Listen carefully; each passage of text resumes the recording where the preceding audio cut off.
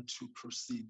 So, Minister, I'll hand over to you to then introduce to us who is accompanying you today, so that we know who we are talking to. And I assume my apologies for your members, just like us, will be entered into the record, and there's no need for us to have them read out now. The support staff for both committees should be in receipt of those. So if I may then hand over to Minister Godan, the Minister of Public Enterprises, who is the shoulder representative, and will then indicate to us who from the bodies here. I mean, from SAA, because also noting that there is a report that the chairperson of the board has resigned. So we would want to get an update insofar as what structure currently presides over the entity and in what form that structure is. So, Minister, with those words, colleagues, welcome. Let's hand over to SAA and the Department of Public Enterprises. Well, good evening, Chair. Both the chairs of SCOPA and the Public Enterprises Portfolio Committee. Good evening to the members of Parliament, and good evening to all the others from the public domain who have joined this meeting.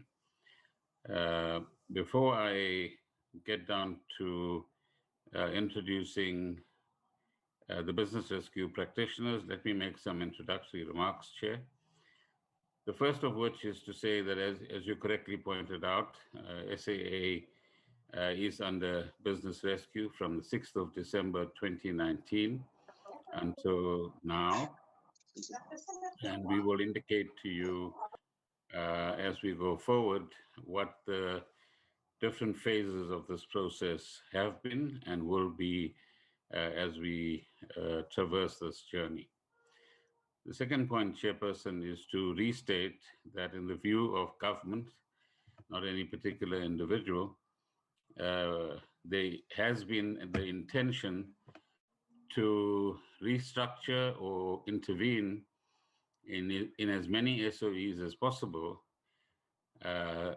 particularly from the beginning of 2018, in order to make sure, as the President has stated on numerous occasions, particularly in the State of the Nation addresses, that part of the state capture process was to, in fact, take control of boards, management, procurement processes, treasury functions, and other processes within key commercial SOEs such as Eskom, Transnet, SAA, Denel, PRASA, and many others. And that this has led to a fairly destructive process, which is now unfolding before the Zondo Commission.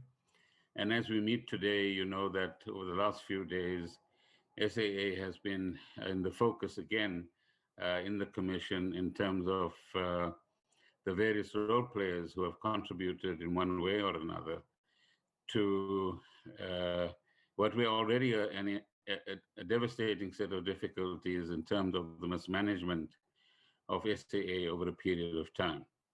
So even before the business rescue process started in December 2019, there were government decisions which required the Department of Public Enterprises as the shareholder representative to start the process of restructuring SAA.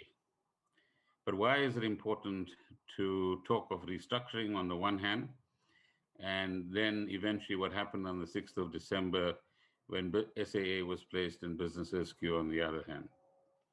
It happens in a context where it is still the belief of government that SAA in its new form has an important role to play in the aviation space, both in South Africa and on the African continent, that the kind of capabilities that SAA offered, even in its business rescue stage, in terms of repatriation, trade links, and the cargo links that were necessary during the height of the level 5 lockdown or shutdown, prove that that kind of capability in South Africa, not necessarily owned by the state, but in which the state is able to put the national interest first as opposed to just the business interests, is crucial to our economy for the reasons that this kind of facility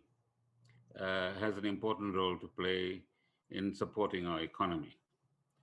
Not only does SAA have some 10,000 workers within the group, but it's estimated some 60,000 employees in various support industries in the aviation sector are impacted when something negative happens to SAA itself. And indeed, that has happened and has affected the revenue both in the private sector of suppliers on the one hand, but also in public sector entities such as AXA and others that derived revenue from SAA itself. So from the point of view of the tourism industry, taking into account that we are what is called end of hemisphere destination, which has its own difficulties, which Air New Zealand, for example, faces. Even Qantas has faced a different kind of way, although its ownership structure is different, but it certainly has obligations to the government of Australia and the people of Australia as well.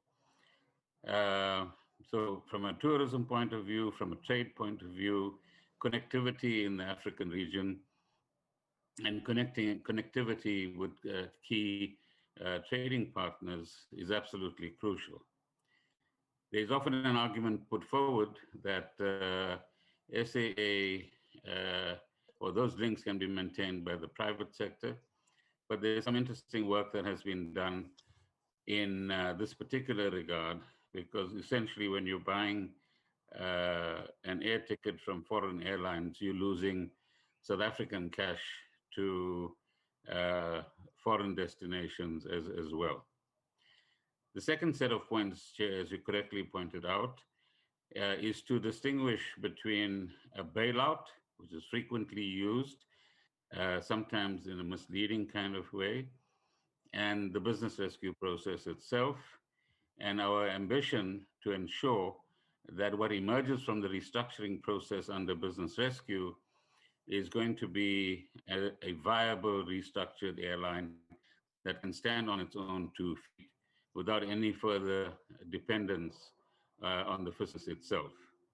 So as our understanding goes, a bailout refers to an ongoing business that is loss-making and to which more money is being put, as has been the case in the history of SAA, which over that history has been badly managed. And that again is evident in some of the events that are unfolding before Deputy Chief Justice as chair of the commission. And that this 10.5 billion and the processes that are required to undertake the restructuring of SAA under business rescue is not the normal regular process. So that's important to clarify. The second issue to clarify is the business rescue process itself, because the restructuring component is often not clearly understood, which we can certainly appreciate, and the business rescue practitioners will make that clearer earlier on. There's still some interference, Chair, coming from members. Yeah, colleagues, may I once again request that we just mute our mics, and to the control team, just mute everybody, and then those speaking will, unmute themselves.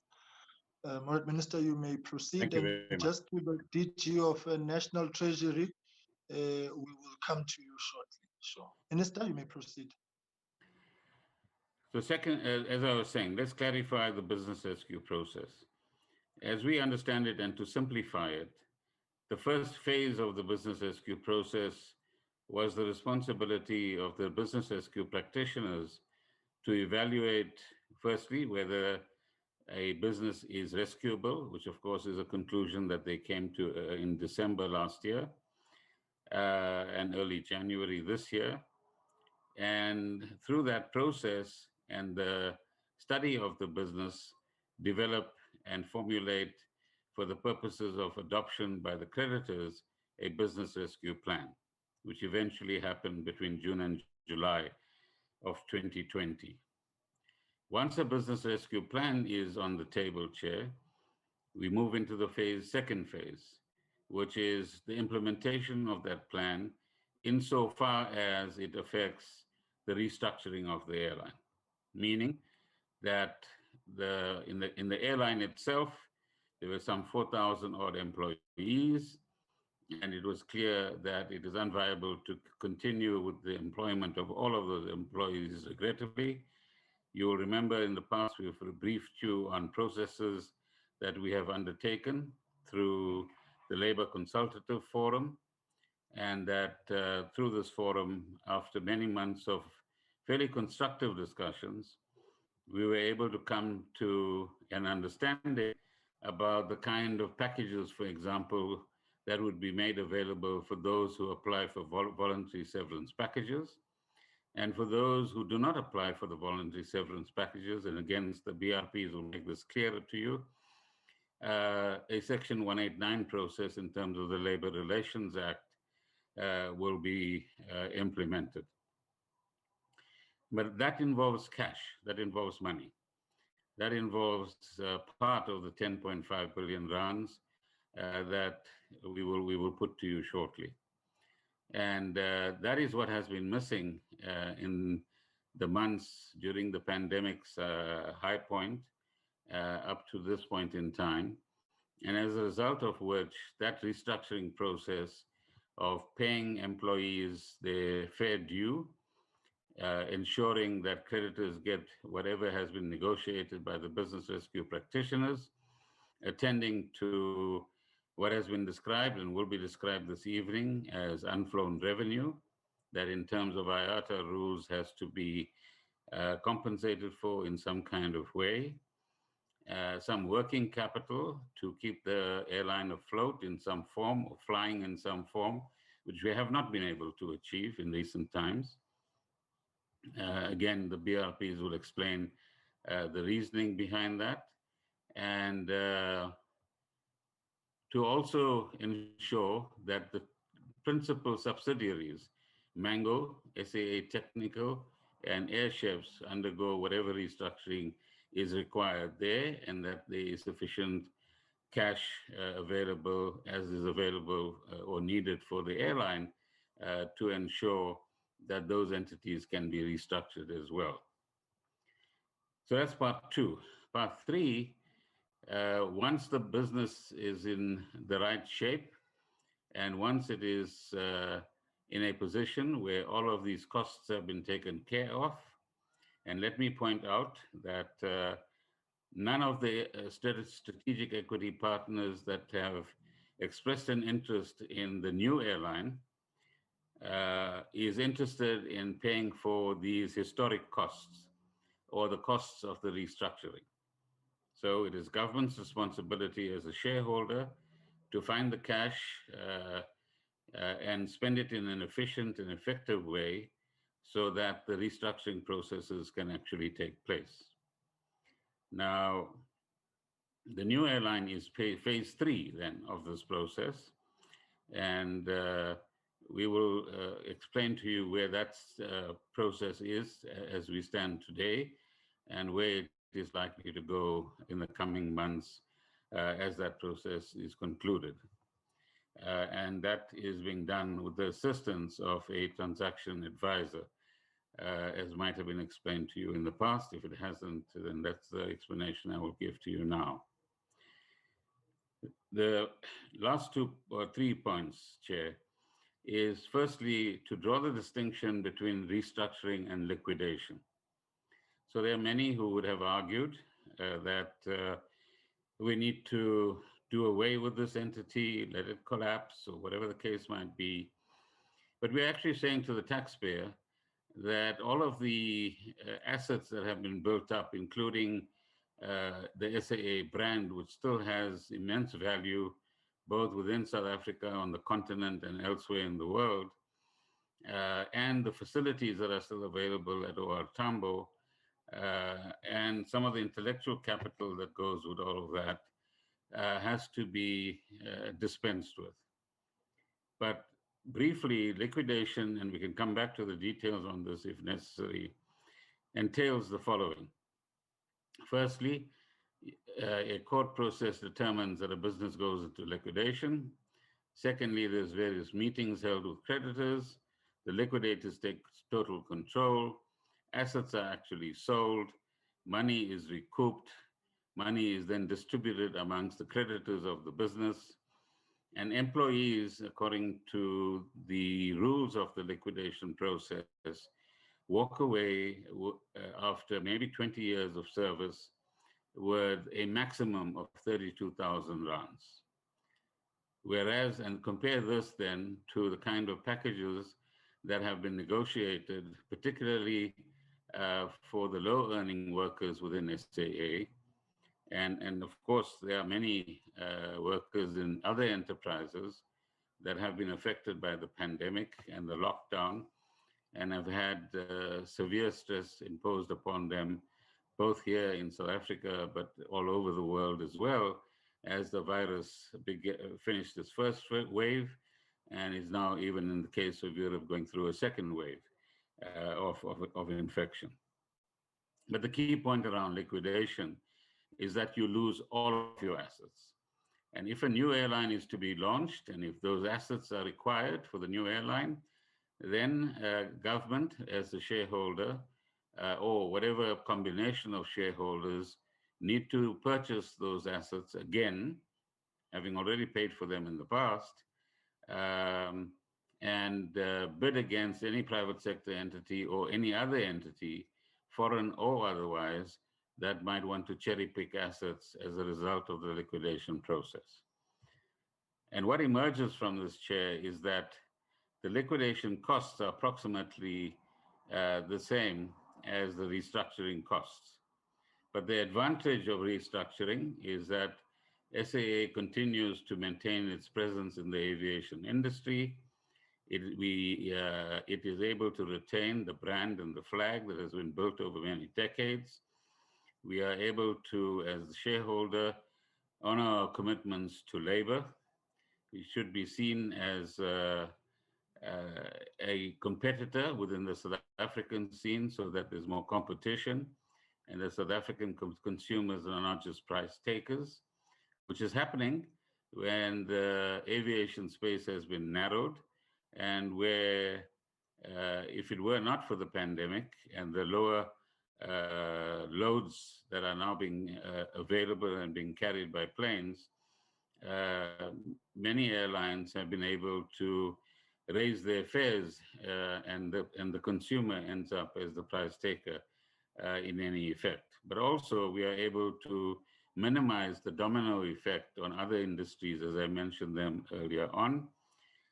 But perhaps most importantly, government is in agreement with all those who argue that it is now, as the President has indicated when he announced the Economic Reconstruction and Recovery Plan in Parliament, that we are in a process already in the post-capture period of reconstructing and rebuilding many of the institutions that were decimated over that period.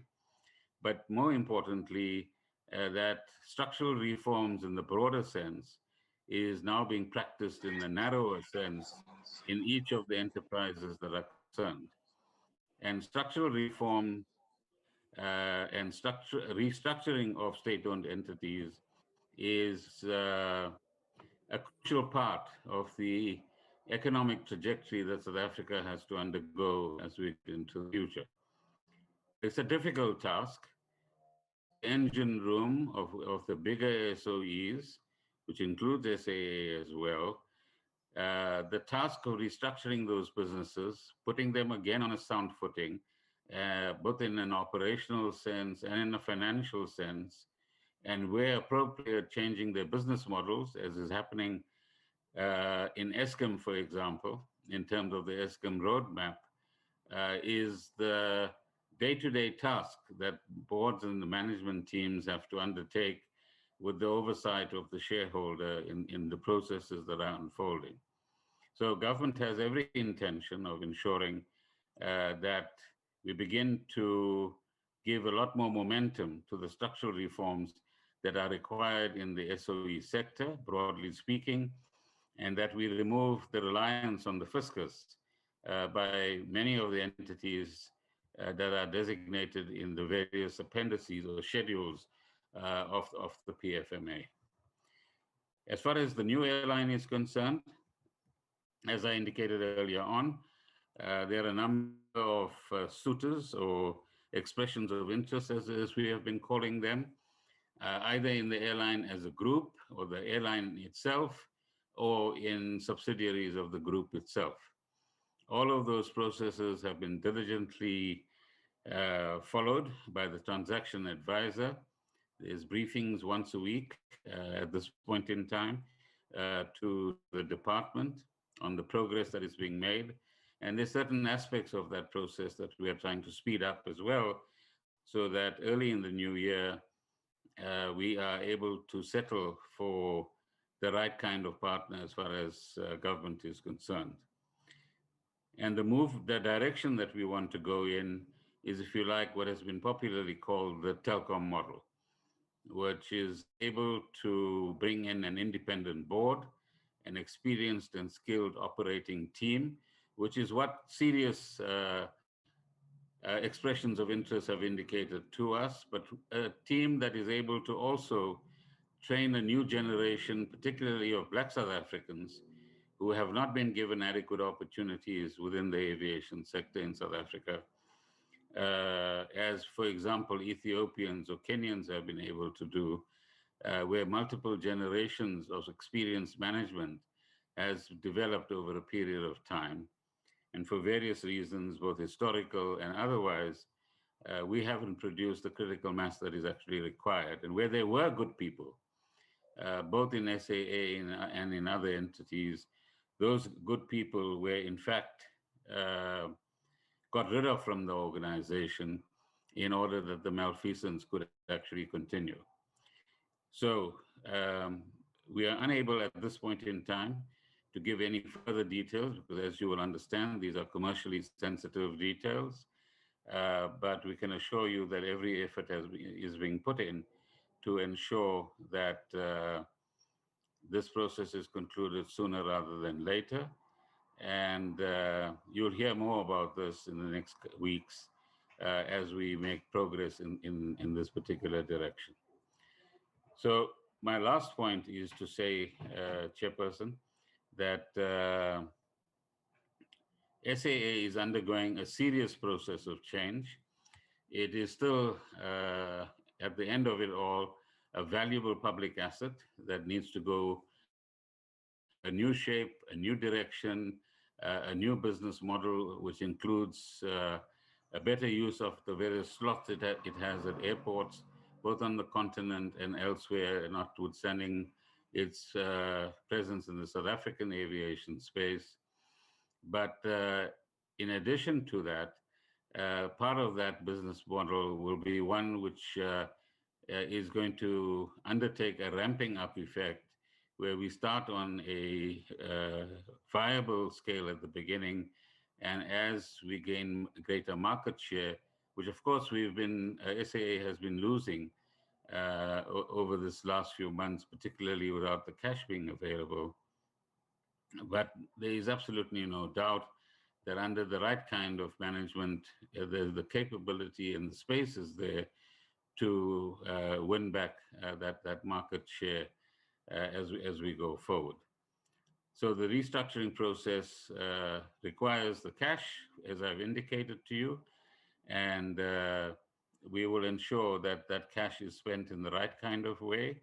And there are discussions between the shareholder and the business rescue practitioner on mapping out the next few months in a fair amount of detail to ensure that the process, once the cash is available, is undertaken in an efficient and effective way, and that cash preservation is an important component of the direction or the manner in which spending actually takes place within this particular context. At the same time, within the next while, as we are concluding our own processes, an interim board will be announced and a core management team will be put together to ensure that we have sufficient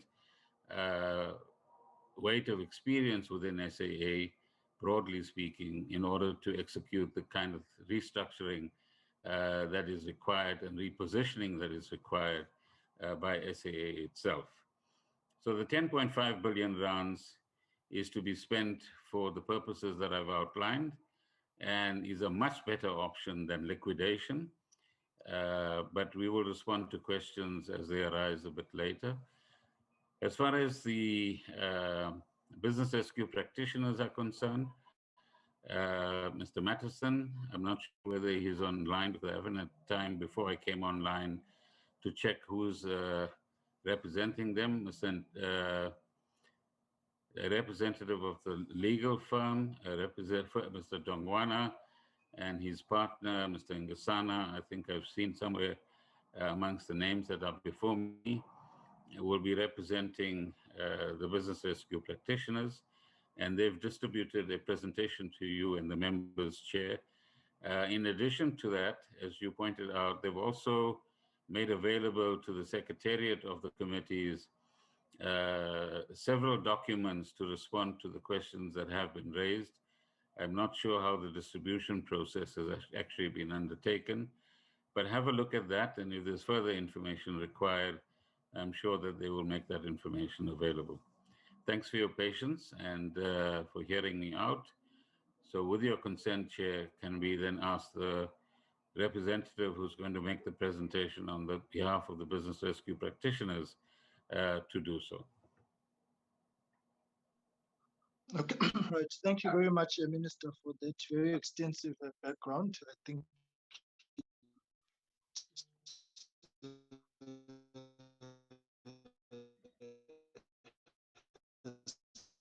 We can't hear you, Chair. We can't hear you.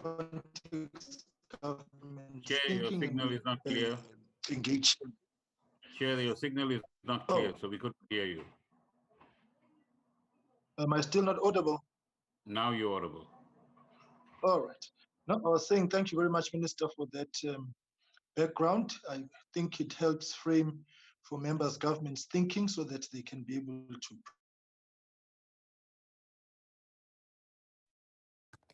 Again, Chair, you disappear. Treasury. No, your voice is coming and going. Right, let's go to the business rescue practitioners. That's where I was going. Sorry, Mr. Chairman. Mr. Chairman, yeah. May I come in? Yes. Mr. Chairman, I am a little concerned because in the replies that took 6 months to come through from SAA, the business rescue practitioners make a big thing about them not having responsibility for Mango and Air Chefs and SAA Technical. And so I would like to know who in this meeting is therefore acting as the accounting officer for the group as a whole. If the business rescue practitioners are not, then who is? Right. Can that be clarified so we can proceed to the presentation by the business rescue practitioners, and then we'll go to the Director General of National Treasury. Chair, can I suggest something? Yes, yes, Honorable Chair. Because this process is an information seeking process. Therefore, why don't we allow the rescue practitioners to present, and then if there is any other questions, we raise all those questions so that the meeting can flow. When after the presentation, if we feel that our questions are not captured by the presenter, including the minister thereof. Okay, no, I was under the impression that we just wanted to know who's from SATT and Air Chefs, just names. But I think let's colleagues, let's do this. Let's get the presentations from the business rescue practitioners, because we are focused on SAA. Yeah, let's do that. And then, Honorable Liz, the first order of business will be to deal with the issues that you raised. Business rescue practitioners, over to you. Mr. Chairman, let me express my discontent with this way forward, because this is what happens at these meetings. We don't deal with the right people, and we don't get answers, and we wait 6 months to get half-hearted answers. But be that as it may. No, Honorable, what I'm saying is that the issue you raised will be the first order of business when we have completed the presentations. So it's not lost. The issue will receive attention. Right. Business rescue practitioners.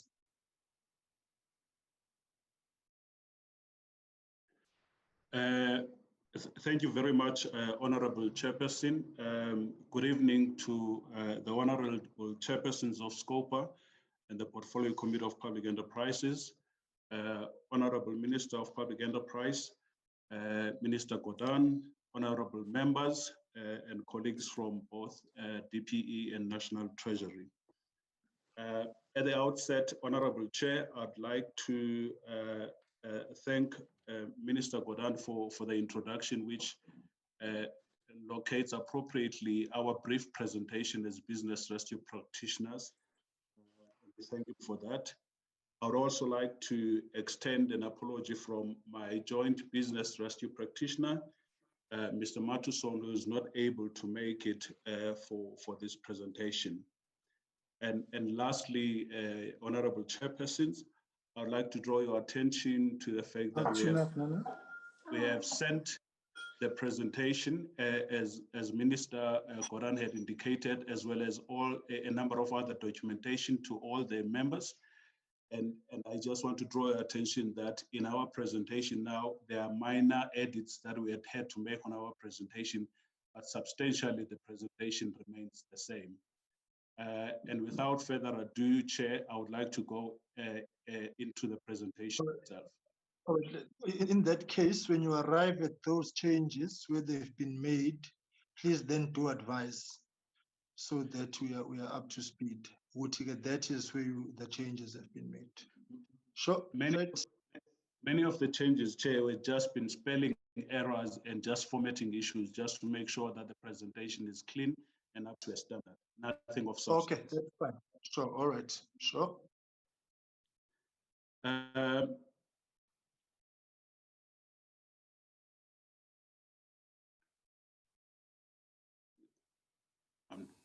You muted yourself. I'm just trying to get the presentation going, Chair. Apologies. In terms of our presentation, Chair, it is essentially in 3 buckets. The first bucket, we just provide a high-level timeline since we last appeared in front of this meeting on the 15th of May, and basically saying what are the key events that have happened since then. We then provide a quick summary of the business rescue plan, including the conditions for its fulfillment, as well as the current status of the airline.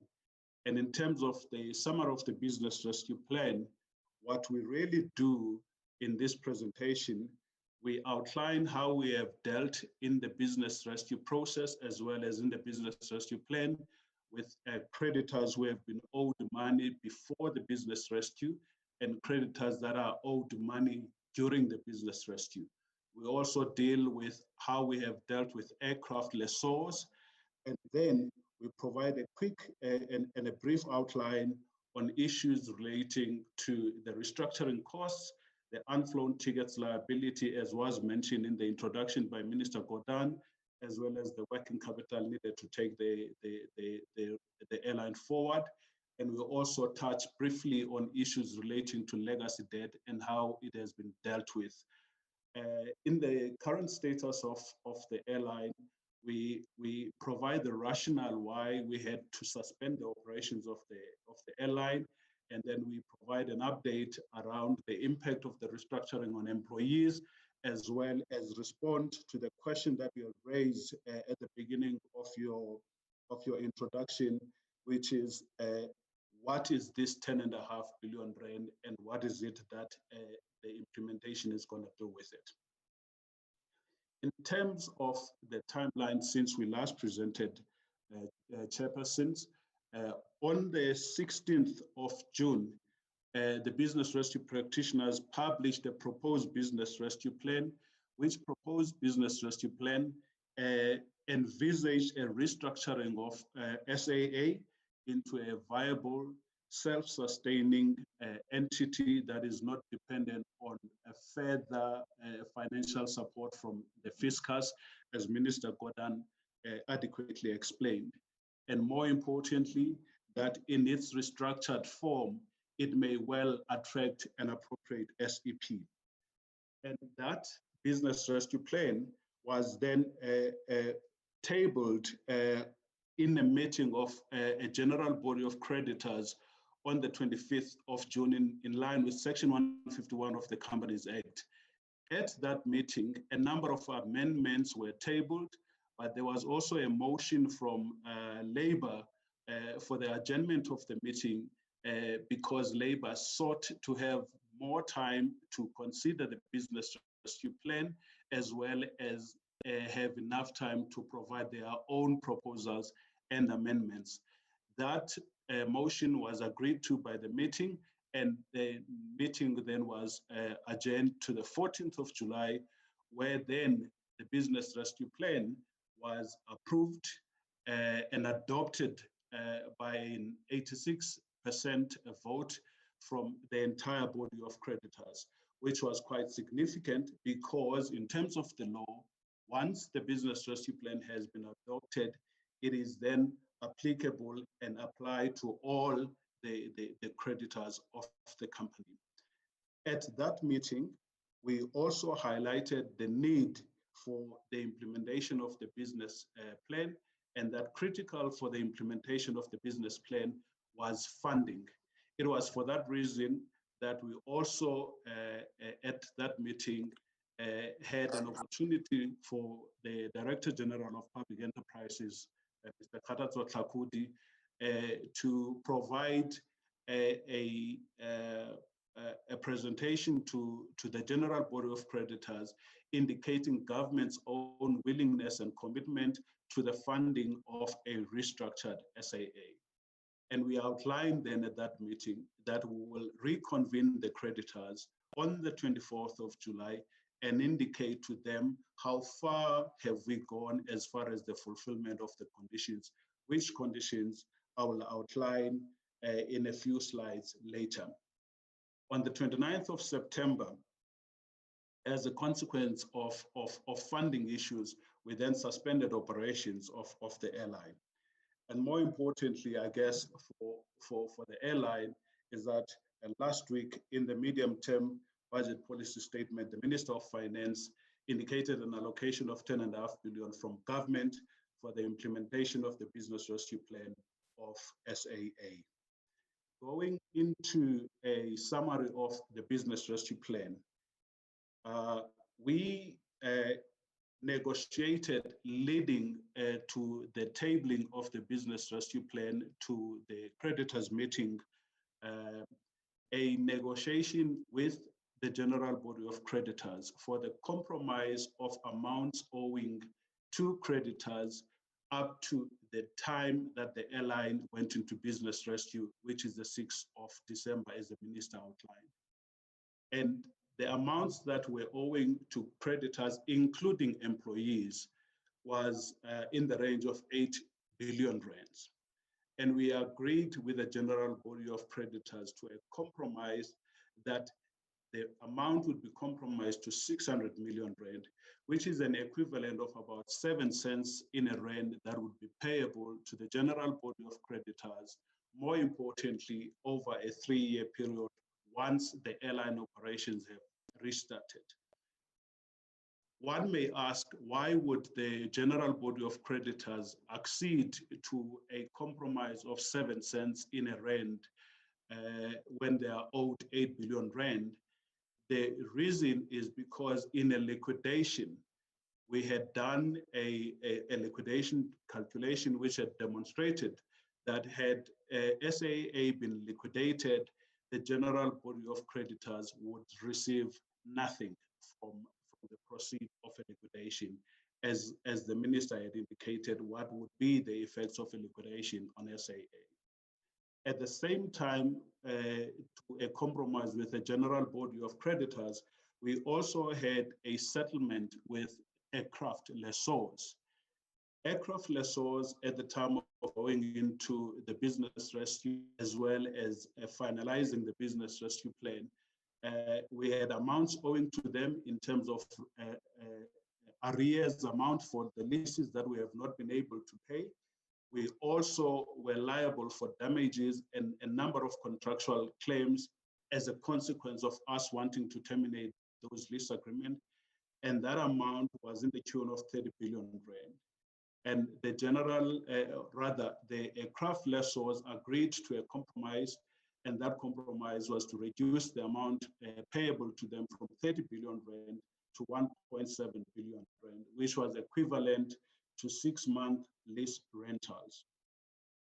That amount, as is the case with the amount payable to the general body of creditors, is also payable over a 3-year period. Finally, we also had to contend with the restructuring costs, because in order for the airline to be a viable, self-sustaining airline, it needed to reduce its overhead costs quite significantly. And in that reduction, there needed to be both a reduction in headcount for employees, as well as contemplate a reduction in the terms and conditions for the restructured airline going forward. As a consequence of that process, and by agreement through the leadership consultative forum that was led ably by the Department of Public Enterprises, as the minister had indicated, there was an agreement to reduce the number of employees to 1,000, as was articulated in the business rescue plan, with a further 1,000 employees given the opportunity to participate in a training and layoff scheme. We estimated as part of the plan that the severance packages would cost the airline 2.2 billion rand. At the time that the airline went into business rescue, it started incurring costs after it had gone into business rescue from services that were provided by various suppliers and service providers, as well as salaries that are owing to employees. And that liability after business rescue amounted to 800 million rand.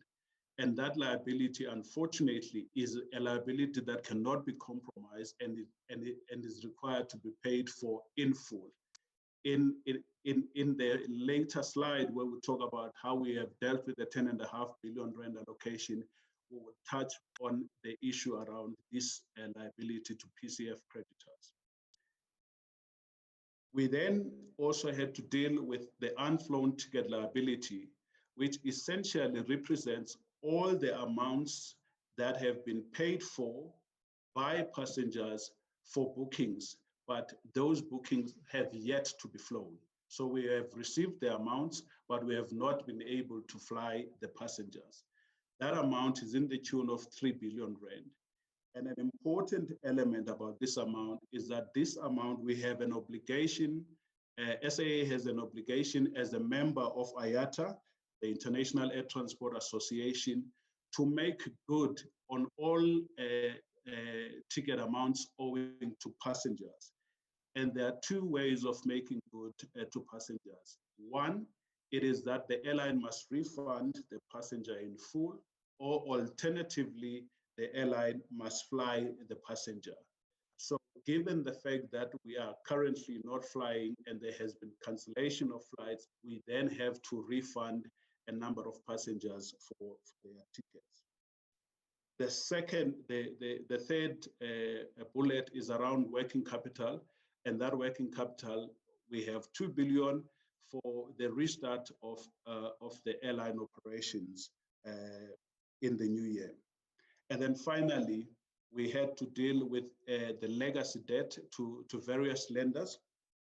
And this amount incorporates both the amounts owing historically to the various lenders, plus the 5.5 billion, which was advanced by both the lenders and the Development Bank of Southern Africa as post-commencement finance during the business rescue of the airline.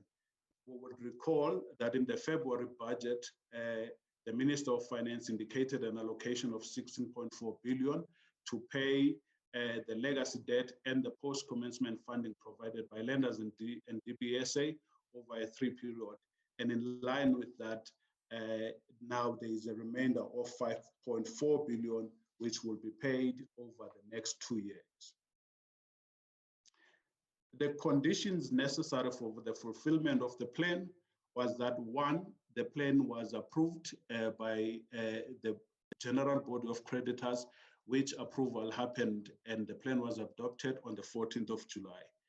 The second condition was that there were approvals required from the Minister of Public Enterprises as well as the Minister of Finance that would require Section 54 approvals in terms of the PFMA as well as the Memorandum of Incorporation of the airline. And these approvals were also necessary for us to effect issues like retrenchment, issues like the cancellation of aircraft lessees, as well as the return of aircraft to the various lessees. The third issue or condition was that there is an agreement with employees and their trade unions around the reduction of headcount and the revision of terms and conditions. As the Minister indicated, the LCF process was quite important in that regard. Ultimately, we have had to agree through the LCF process around the severance packages.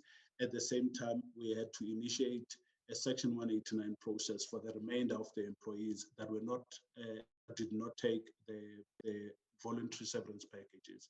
And finally, we had to obtain confirmation of funding from the government as the shareholder that was necessary for the implementation of the plan. And that confirmation of funding first came through a letter co-signed by both the Minister of Public Enterprises and the Minister of Finance that was provided to the business rescue practitioners. And on the back of that commitment from government, we were able to continue with the airline operations. In this slide, honorable chairpersons and members, we summarize what then is the liability position of SAA, taking into account what had happened before the business rescue, what is the benefit or what then happens as a consequence of adoption of the business rescue plan. In summary, the General Concurrent Body of Creditors, we owed them 8 billion. As a consequence of the adoption of the plan, there was a compromise that resulted in 7.4 billion being written off. And now we owe the General Body of Creditors 600 million, which is payable over 3 years. And with aircraft lessors, the amount is 30 billion. And now 1.7 billion is owing over the next 3 years. So in essence, the benefit of the compromise with the creditors and aircraft lessors is the reduction of the debt from 38 billion to 2.3 billion. We have also had the opportunity or the benefit of the legacy debt and post-commencement finance of 16.4 billion being allocated in the budget by the Minister of Finance, of which 10 billion has been paid to debt, with 5.4 billion payable over the next 2 years. Currently, in terms of the airline, since we suspended operations on the 29th December as a consequence of having run out of cash, it was important that we are able to ask the question, how do we preserve the airline operations in such a way that the integrity of the airline to restart is preserved? So the airline then was placed under care and maintenance, and the critical under care and maintenance was that we are able to preserve the airline's membership with IATA, for example, as I've alluded earlier, as well as Star Alliance, because that's quite critical for the airline continuing service airline operating routes internationally, regionally within the African continent, and domestically. The second part was the preservation of the IT infrastructure and various systems that support the airline operations. And that is absolutely critical for the airline to be able to make its bookings, for the airline to be able to interact with various other airlines, as well as with all its stations in the various foreign jurisdictions it is operating in. And finally, making sure that there's a preservation of the assets of the airline so that the ability for the airline to restart is not compromised. It is important that we remind the members that since the level 5 kicked in March of this year, there's been a general cessation of flying operations in line with lockdown regulations. However, the airline was able to operate charter flights for the repatriation of foreign citizens to their home countries, as well as the returning of South African citizens from abroad, as well as participating in the World Food Program. And in addition to the charters, the airline has been operating cargo operations. It is important to highlight that these operations, significant and important as though they are, unfortunately, the revenue being generated from them is not adequate, that it could cover and enable the airline to meet all its obligations as far as its significant overhead structure.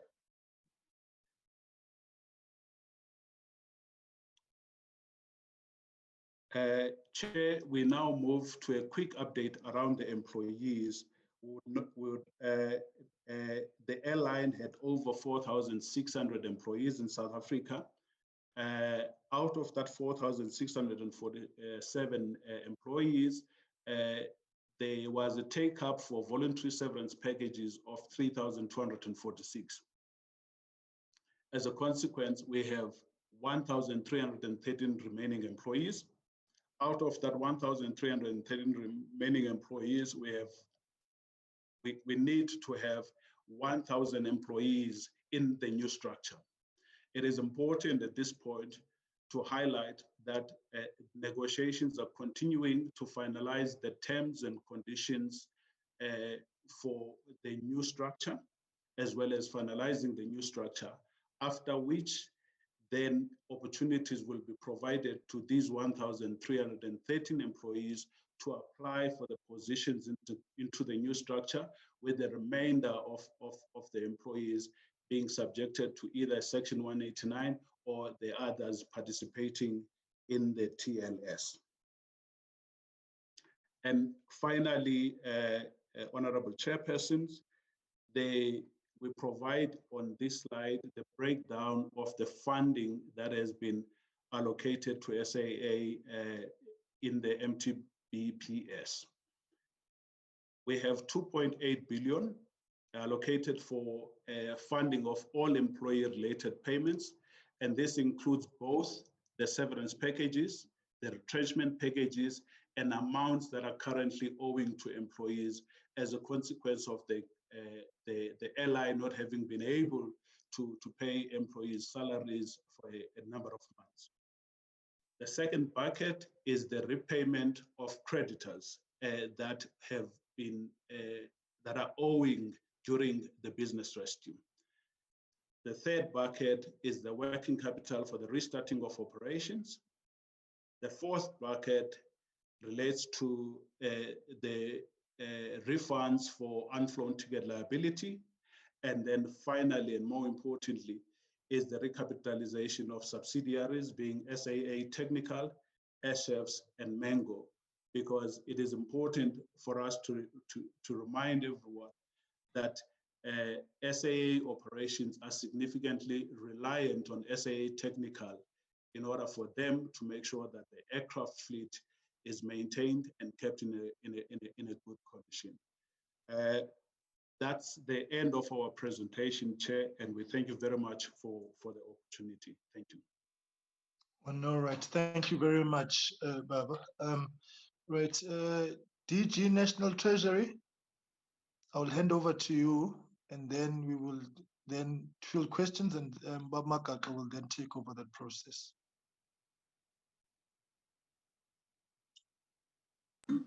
Chair, thank you very much, Chair.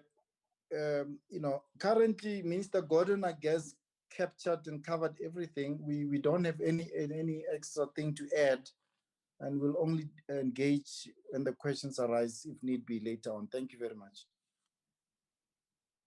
Okay, no, that's fine. All right, colleagues. I think just the one part was the clarification of the delegation that's here, and then Bob Makaka, you can proceed as to whether who will be fielding questions for SAAT and SHFs. Thank you. Thank you, Chair. Welcome to this part of our session. And let me explain first how I'm gonna be able to identify people.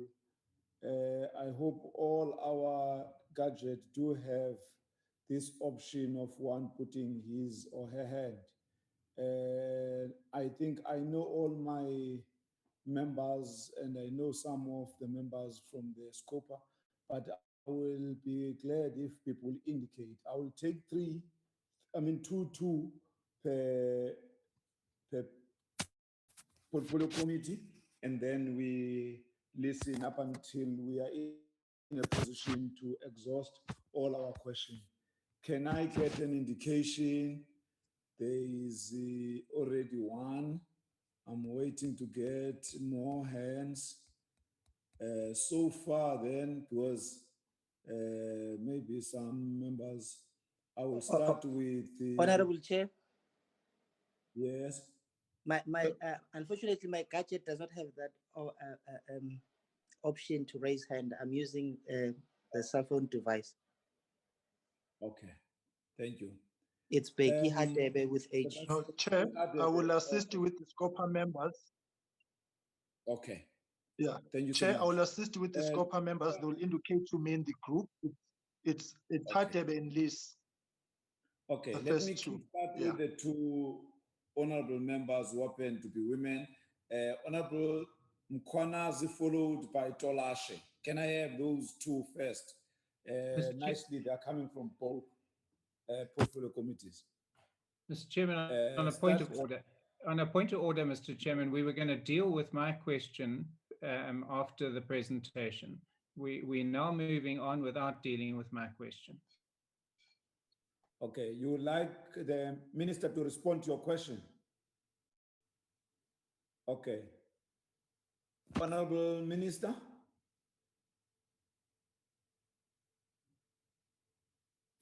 Thank you, Chairperson.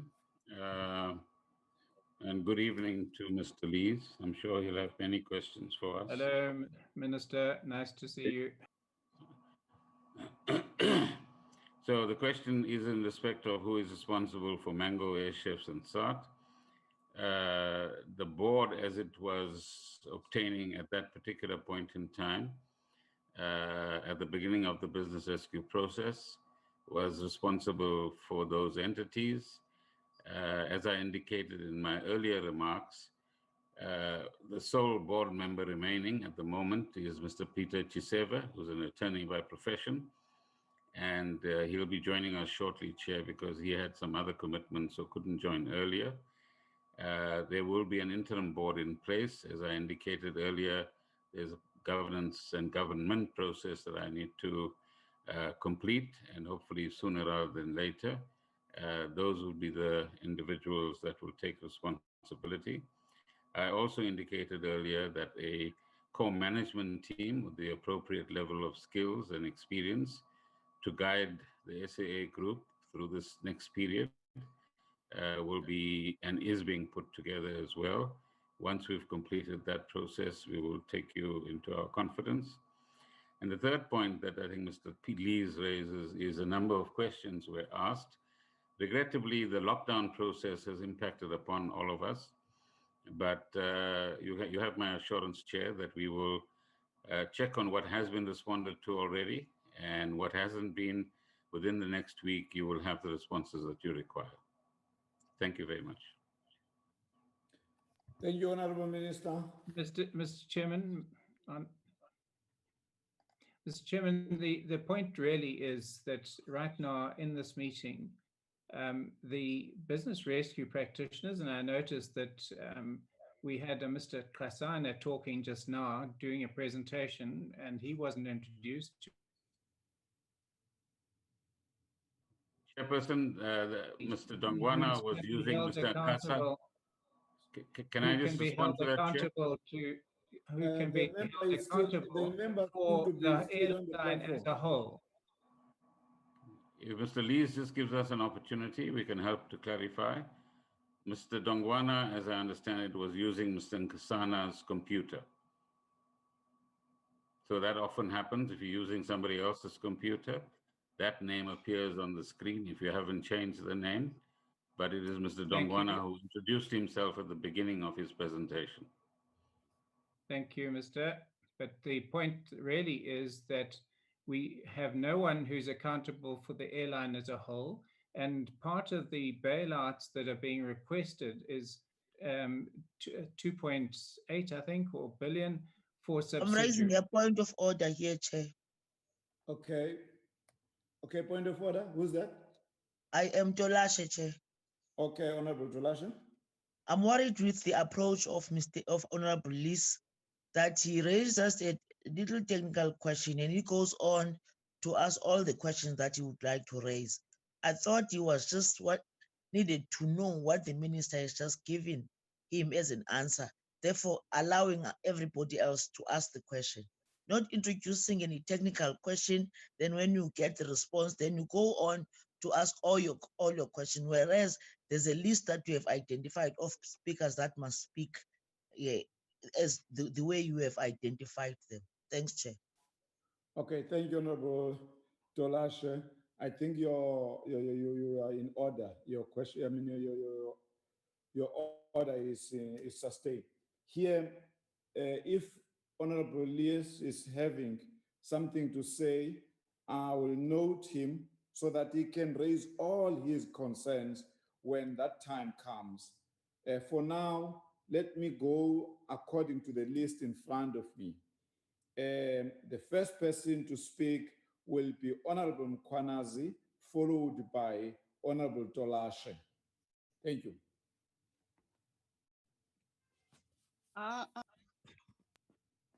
Thank you, Chairperson. I hope I'm audible. You are, Honorable Member. Thank you so much, Chairperson, Chairpersons, honorable members, Minister, the Deputy Minister, and the Department. Chairperson, we cannot overemphasize the importance of the dynamic aviation sector in our economic advancement plans. So we need to understand SAA in the context of the overall contribution to the total value chain and ultimately the broader economy. That is why, Honorable Chairperson, I'm putting to the honorable members in the Portfolio Committee here today that the funding of SAA economic restructuring will have a strategic and a sustainable benefits of communities that we are serving today and the nations and for the future.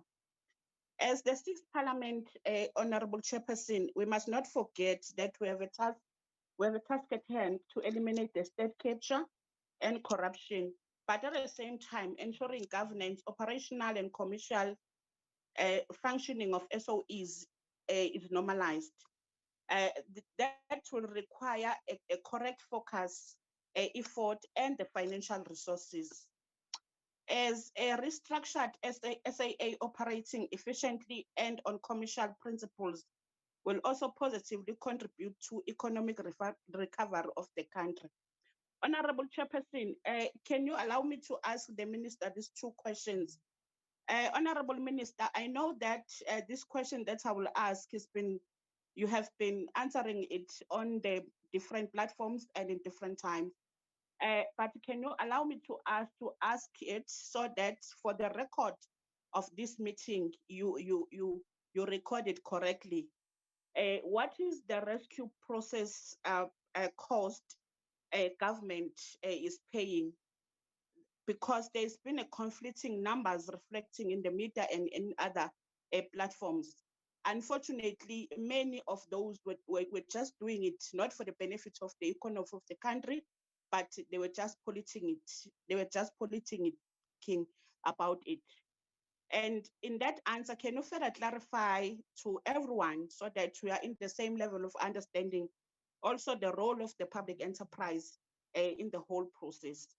Lastly, Chair, for me now, I would like to understand from the Minister what will be the labor implications for the restructuring process and how is it being dealt with? Thank you very much, Chair, for now. Hoping I will get another time to come back. Thank you. Thank you so much, Honorable Kwanaze. Honorable Tolashe. Thank you very much, Honorable Chair, Chairperson. there's a request for cameras to be turned on. Just Okay. Thank you, Honorable Chairperson. I really would want to appreciate the information that the Minister led in putting before us and South Africans about the history and the present progress that they are making in this whole matter. The Minister will take into consideration the fact that for a longer time, there's been very conflicting statements about everything that is being done in this space. Now, I would want to ask the Minister, the question that seeks to know, when will the shareholder take over from the business rescue practitioners? For once, if the Minister can just give us that explanation. Thank you very much, Honorable Chairperson. Thank you. Thank you so much, Honorable Tolashe. Honorable Hadebe. Honorable Hadebe. Yes, Honorable Chairperson. Thank you so much. Chair, let me welcome both presentation and welcome to the Honorable Minister. Chair, in terms of Section 132, subsection 2C and Roman figure 2 of the Companies Act, it states the following, Chair, that the business rescue proceedings ends when a business rescue plan has been adopted and the practitioner has subsequently filed a notice for a substantial implementation of that plan. Now, Chair, my question, Chair, would be as follows. Seeing that the plan was adopted, I think it's stated on the 14th of July, 2014, and we have seen the number of extension, one extension after another. Ordinarily, in terms of the Act, the business rescue process ought to have taken at least 3 months. So now one would want to get an understanding to say, how long will the restructuring process take for its completion from the administrative point of view and operational point of view? The second aspect that one would want to understand is how much has the business rescue process costed government? Because, Chair, we are dealing as a scope oversight with the finance part of government, and one would be in the position, at least in this meeting, to be given at least a sense of the rands and cents in relation to the business rescue processes. Now, on your slide 9, when you deal with the breakdown of funding allocation, there is a portion of 2 billion, which speaks to working capital. Can we get an explanation of this component, especially in terms of how will it enable the restructuring and functioning of the airline? The other question that I would like to get an understanding is, how will the stakeholder department take over? What plans are there for the initial process of restructuring? So in other words, who will undertake this critical task of ensuring the successful restructuring process, Chair? And one is keen and interested to know, when can we see the first flight on air of the restructured airline? It's been taking for forever, Chair, for this process to be completed. And we fully support all the initiatives behind the restructuring process, but we're waiting with keen interest to see the first flight of the restructured airline. Let me, Chair, pause there for now, and then I will make a follow-up when other speakers have made their questions. Thank you. Thank you, Honorable Hadebe. The last person on the first pool will be Honorable Katalia. Honorable Katalia. Thank you, Chair. There's much talk about restructuring expenses versus liquidation costs, and the presentation simply talks to funding and the settlement of liabilities. But the funding envisioned for the restructuring is over and above the 16.4 billion set aside for to repay guaranteed debt and debt services costs, as well as the costs of supporting the new entity as it becomes hopefully profitable. In respect of this, 6 billion rands of losses, I believe, are projected over the next 3 years. And I'd like to know, when are we going to have sight of the assumptions, because frankly, that's all they are, assumptions, that underpin the route to envisioned sustainability and profitability. Thank you. Thank you, Honorable Katalia. Can we get a response on the 4 questions? Thank you, Chair. In the first instance, can I indicate to Mr. Dongwana the issues that he has to address? And then I will come back to the issues that I need to address. So starting with Honorable Mkhwanazi, the question of the cost of business rescue, what Honorable Hadebe also raises. What is, if you like, the handover process to the shareholder or the new board and management of SAA or the new airline in its new form. The labor implications, I'll comment on that, but Mr. Dongwana might want to comment on it as well. So Honorable Talashe also talks about, inverted commas, the handover, but I did indicate in my opening remarks that we are in discussion as a department with the business rescue practitioners on the roadmap over the next couple of months, and during which time the restructuring process, the interim flying, as we've been calling it, process, the conclusion of the SCP process, and in particular the handover. But it will be good to hear Mr. Dongwana's view on that particular matter. Mr. Hadebe then raises a number of issues in relation to the Companies Act. So if Mr. Dongwana could handle those.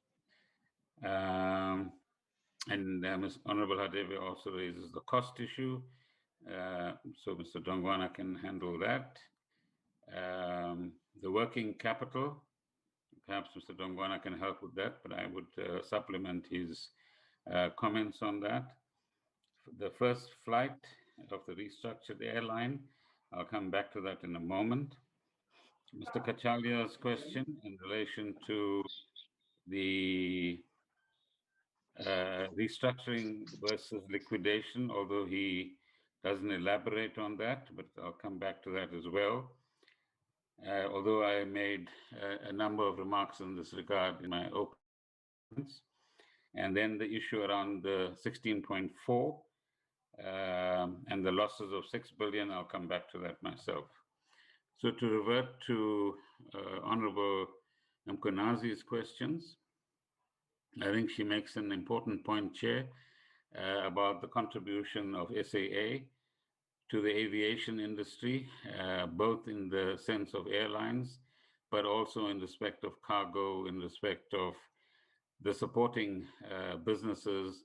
And if we can successfully get the new airline going, and I'll come back to that matter, then it will be a huge advantage for the broader industry, and what the Ekurhuleni municipality in particular and other stakeholders have been describing as the Erythropolis around OR Tambo Airport in particular, and how that would contribute towards the industrialization processes that are envisaged in the economic recovery plan as well. She also makes the important point about the elimination of corruption and state capture. Some of that has been dealt with, but very clearly, I think both SCOPA and the Portfolio Committee and ourselves will agree that what the public wants to see is consequences for the malfeasance that has actually occurred, both in respect of the boards of directors that were responsible at various stages, and the managers and others who collaborated with them, and the businesses in the private sector who were part of the syndicates and partners, if you like, in the commitment of the commitment of crimes, inverted commas, in respect of SAA that brought SAA and indeed SA Express to its knees as well. The role of public enterprises is a very difficult one in the current context, because as a shareholder, we have some responsibility to have oversight, as Mr. Lees was pointing out, over the remaining subsidiaries. So that has continued, but with great difficulty, as the pandemic required us to not operate from our offices and so on. So we're returning to some element of normality in that regard. But as we go through this process, we've got to be the managers of the transition in a way in which the completion of the restructuring process occurs on the one hand, and the successful partnership process with an equity partner takes place and gets off the ground.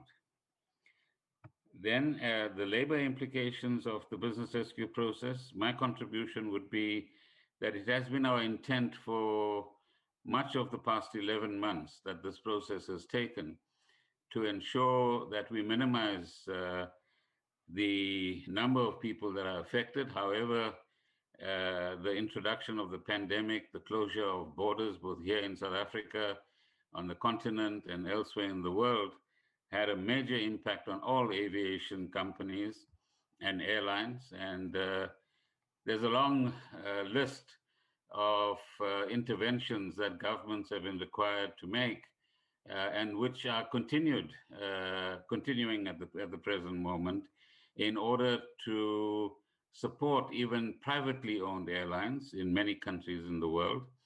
So you'd be aware of some support that, for example, the Australian government has given to Qantas, the Singaporean government has given to Singapore Airlines, the German government has bought up to about 10% shareholding in Lufthansa with quite significant conditions, including that if there's a private suitor after Lufthansa as a company and wants to buy it off, it must get the consent of the German government.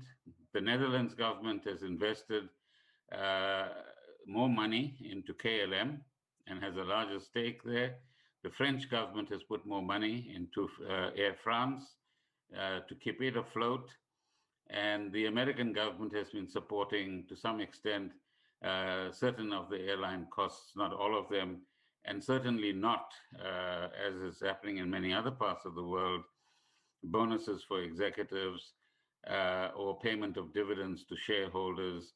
And those are some of the conditionalities that has accompanied the kind of support and assistance that has been offered to the aviation industry, or what are considered to be national airlines in each of their contexts, where government either has no shareholding or government has a minority shareholding in many of those instances as well. And the greatest impact has been on labor. So it is that, for that reason, that the Labor Consultative Forum was launched. There were long negotiations, both on numbers in terms of employees, but also in respect of the affordable packages that we could actually offer to the employees at SAA. And in addition, we went one step further as government to actually develop a social plan and what is currently being called the training and layoff scheme that Mr. Dongwana made some mention of. And the idea here, Chair, is to retain without salary, but with some costs being paid, as many people as possible during this difficult transition, both in the sense of the pandemic, also in the sense of the restructuring process and the business rescue process, but also in respect of the revival eventually of the aviation industry that could take another few years. And that timeline of recovery depends largely on the trajectory which the COVID pandemic will undergo in our part of the world, but in other parts of the world as well. And one can see that this virus is a highly unpredictable virus, as is human behavior, because that's what's resulting in the second wave and the further, inverted commas, soft lockdowns that one sees, particularly in the European context as well. So it does mean that some people, as the numbers indicate, will lose their jobs, and that's very regrettable.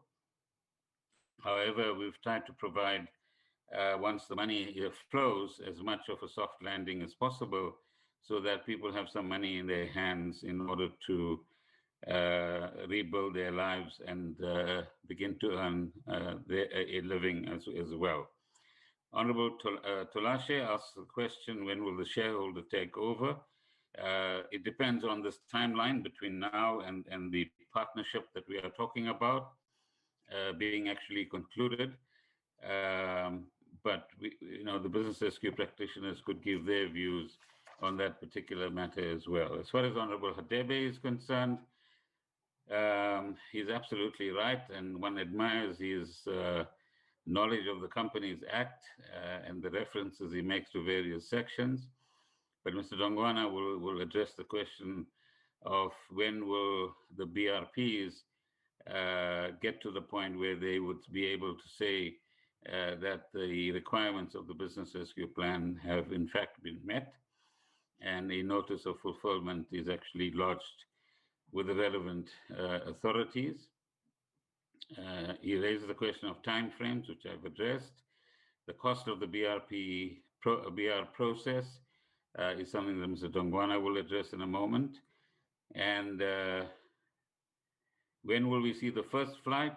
Well, part of the 2 billion rands that has been made reference to as working capital was in fact designed to support what we call interim flying, some of which Mango is undertaking at the moment. And that, in a commercial sense, means that it's important to retain as much of the market share as possible. But one has to be frank with the South African public and yourselves that the delays in getting the right amount of funding into this process for the restructuring process has actually cost us market share. So the incoming executives and board is going to have a difficult task in terms of broadening the market share that either Mango or SAA would be able to command. But we are confident that with the right skills, they will be able to maneuver themselves in the current environment. The distinction between restructuring and liquidation, Chair, that Honorable Kachalia raises is a very important distinction. It's a distinction, as I pointed out, and I'm not going to repeat the points that I made earlier on, where the costs are approximately the same, but the casualties are very different. That in the restructuring process, there are huge benefits, as I outlined earlier on, and in the liquidation process, in fact, there's no winners except those who are able to cherry pick assets that belong to the South African public. In terms of the 16.4 billion rands, that's legacy debt. So part of the amount borrowed from the lenders, 2 billion rands for the post-commencement finance, has been repaid. The Treasury can confirm that. The 3.5 billion rands made available by the DBSA has also been repaid. Part of the legacy debt has also been repaid. That gives us the 10 billion that was mentioned earlier on. Then we come to the last point that Honorable Kachalia made, which is in respect of the existing business plan, which says that there will be losses made. But let me say absolutely categorically that in the discussions with our strategic equity partners or potential strategic equity partners, whilst they are making it clear that they will not pay for restructuring costs, nor will they want, or put it the other way, they will want to bring in their own operational teams, and we would add the South African flavor to it and make sure that South African aviation intellectual capital and human capital grows in that process as well. At the same time, we are making it clear that government is not going to put any money into this process, apart from the various assets that it actually has. And those negotiations are ongoing. So we have to recalibrate each of the plans at different stages, and a further recalibration will be required towards the end of the year, which takes cognizance of what is the state of the pandemic, how many people are fearful of flying, and how many people are actually able to fly, and take the necessary risks that are involved, and whether, in fact, there would be internal tourism taking place or not. And certainly my colleague, the Minister of Tourism, would like all South Africans to utilize our own South African facilities so that the tourism industry can be kept alive. And there might be a foreign dimension to tourists as well. To what extent that would happen, one doesn't know. It depends on the state of the pandemic from the destinations from which tourists actually come through. But that recalibration, Chair, will be part of the ramping up process and the start-off process itself. So going back to Honorable Hadeva's point, we would certainly like to see some of the flights taking place as early as possible once we go through the restructuring process and gradually build up the capital. I think what is crucial, and which is my last point in response to the questions, is that if one is entering into a business partnership and into a business relationship between one entity and another entity, one does not want to take a completely decimated entity, devoid of any value, with no value proposition at all, into a partnership, because your ability to negotiate the right kind of partnership deal is obviously compromised. So it's in the interest of SAA, broadly speaking, it's in the interest of government and the South African public that we do exactly what Mr. Dongwana spelled out earlier on, which is preserve assets, preserve the brand, preserve whatever intellectual capital we have, and preserve the assets that SAA has in routes and slots and so on. And that becomes an important part of the bargaining process in terms of the shape that the eventual shareholding of the future airline takes, in which government might not be a majority shareholder. And that's why we make reference to the telecom model. And there's been a lot of confusion in this particular regard, and hopefully we've helped to clarify that now, and we'll continue to clarify it into the future. Thank you, Chair. Mr. Dongwana, if you give him the opportunity, we'll answer the remaining questions. Mr. Dongwana? Thank you very much, Minister. I'm going to start at the bottom with from Honorable Kachalia. The assumptions that are attached to the business rescue plan are also contained in the business rescue plan. But I think an important issue, leveraging off what the minister has said, is that we have to recognize that the restart of operations is going to be significantly dependent on how the broader aviation industry in the world is opening up and how each and every country that we fly into is responding to the pandemic. And that's very important. And so we continuously look towards IATA as well as other bodies around what are the trends, what is currently happening, because that's going to be very important in how the airline restart its operations.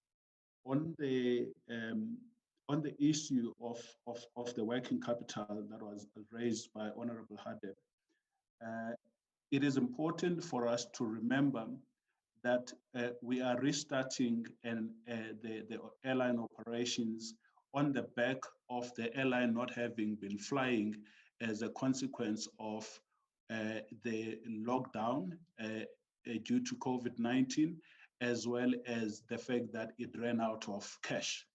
So in order for the airline to build up a pipeline of revenue for it to restart operation, it becomes important that it invests some money into restarting operation, making sure that it is ready when it has got adequate load factors for it to start flying, because we have to contend with two facts.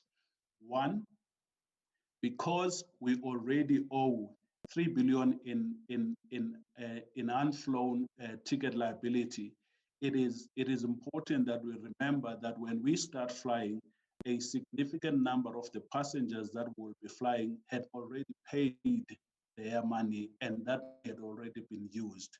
So this working capital is quite critical in bridging that. The second thing is relating to the fact that it's gonna, depending on how the opening of the skies is working, it's gonna take a while to build adequate pipeline in order to fly profitably. Thus, working capital becomes absolutely critical to give the airline the best chance of success. More importantly, linked to that working capital, and it relates to the question that has been asked by Honorable Mkhwanazi around what are the labor implications. The labor implications for the airline, in addition to what the minister has said, are twofold. One, we have to deal with the sins of the past, which is to reduce the headcount of the airline to an appropriate size. Two, we have to create an appropriate cost line for the airline going forward.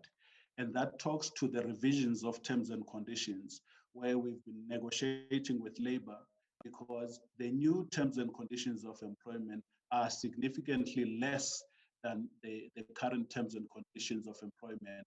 A lot has been said about, for example, the salaries of certain categories of employees and the benefits.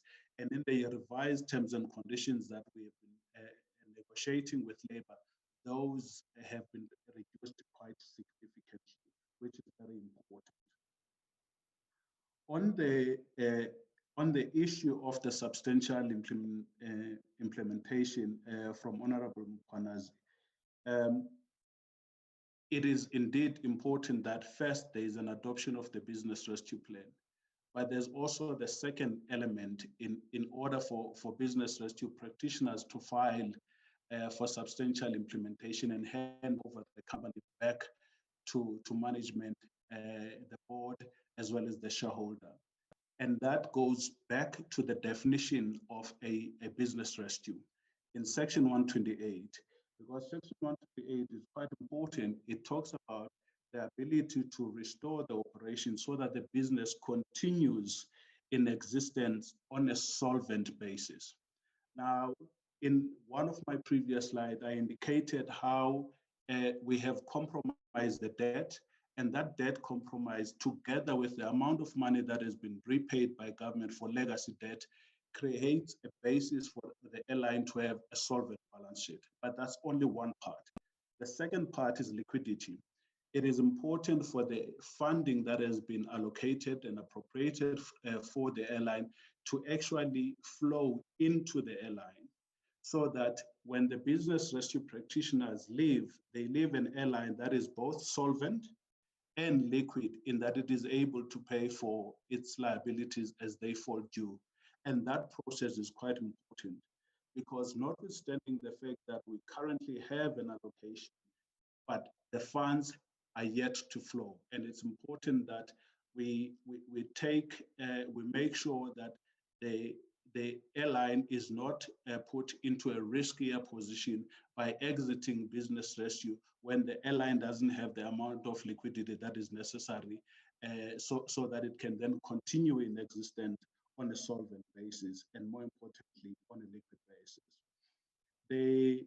The last issue, which combines a question by Honorable Mkwanazi as well as Honorable Hadebe, as to at what point, how are we going to deal with the handover? And I think it's an important point.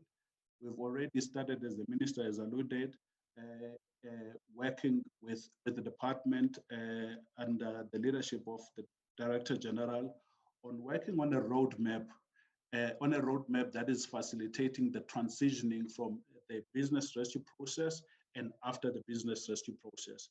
And that roadmap contemplates quite a number of issues in terms of what needs to be done, who gets to do it, and by when it must be done. And at the core of that roadmap is that, one, we have to finalize the new structures for the airline, so that in finalizing the new structures of the airline, we are able to allocate the remaining individuals in the 1,000 to the right positions.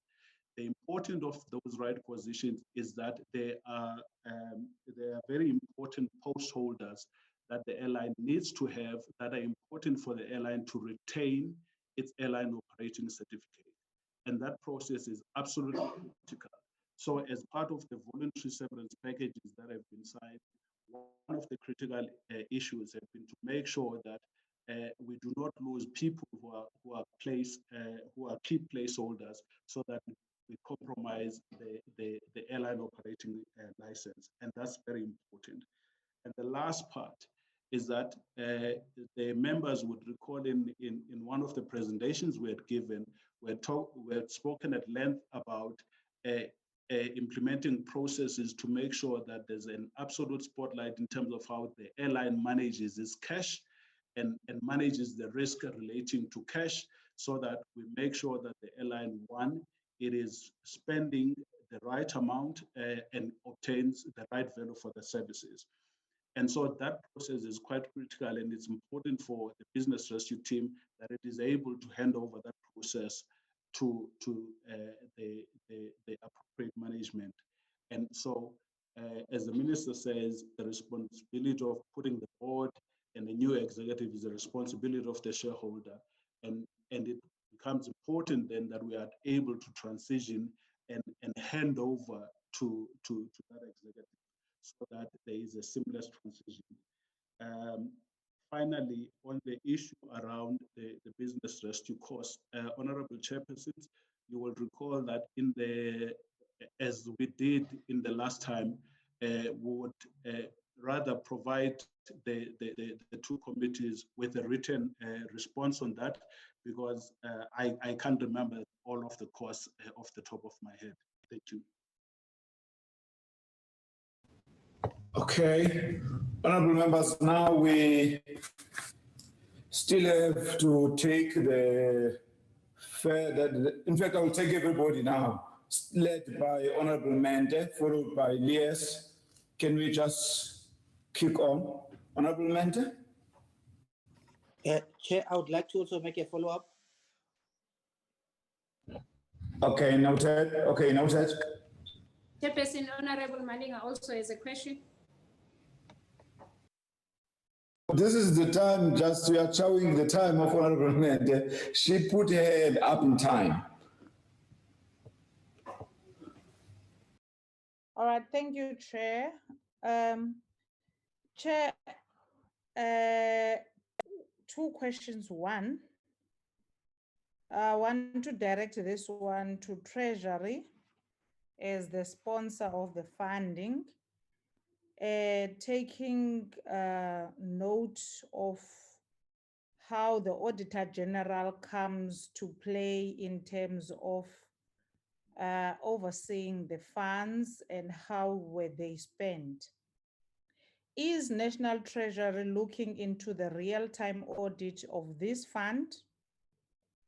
If so, do they have people that are going to be allocated from the side of the AG and their side as the Treasury Office, We are not going to be pretending as if stories of maladministration and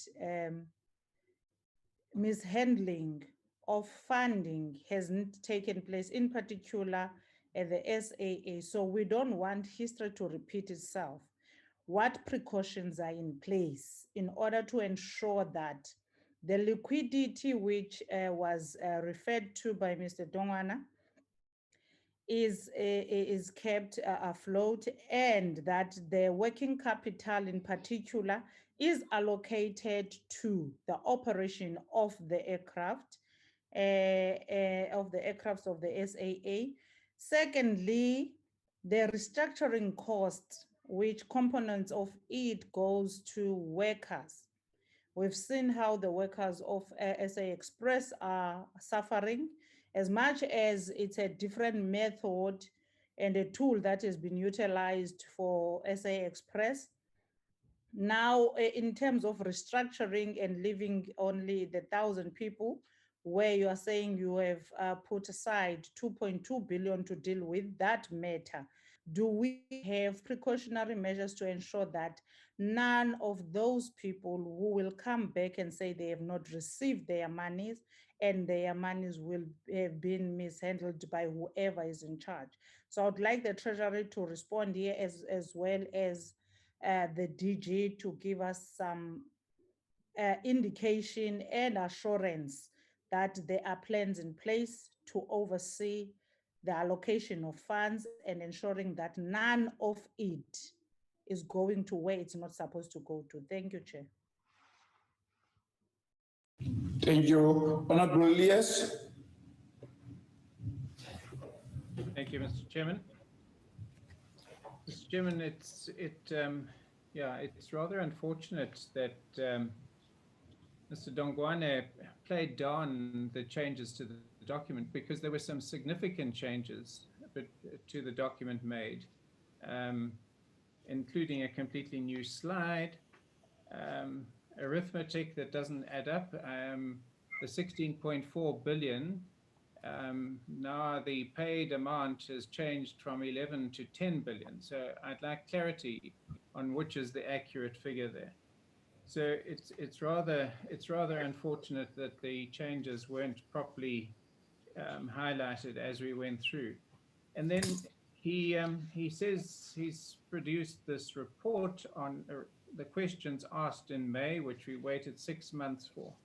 Well, there are many questions which simply are not dealt with, and are brushed aside, as if we can, as Parliament, be treated with this kind of disdain. It's really unfortunate, Mr. Chairman. One of the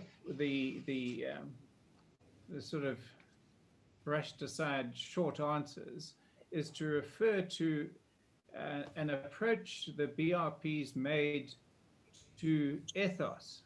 Now, I'm not sure whether that who ethos is, so if we could please be told the details of this approach to ethos. Who are they? What was the approach? What was the outcome of that approach? Mr. Chairman,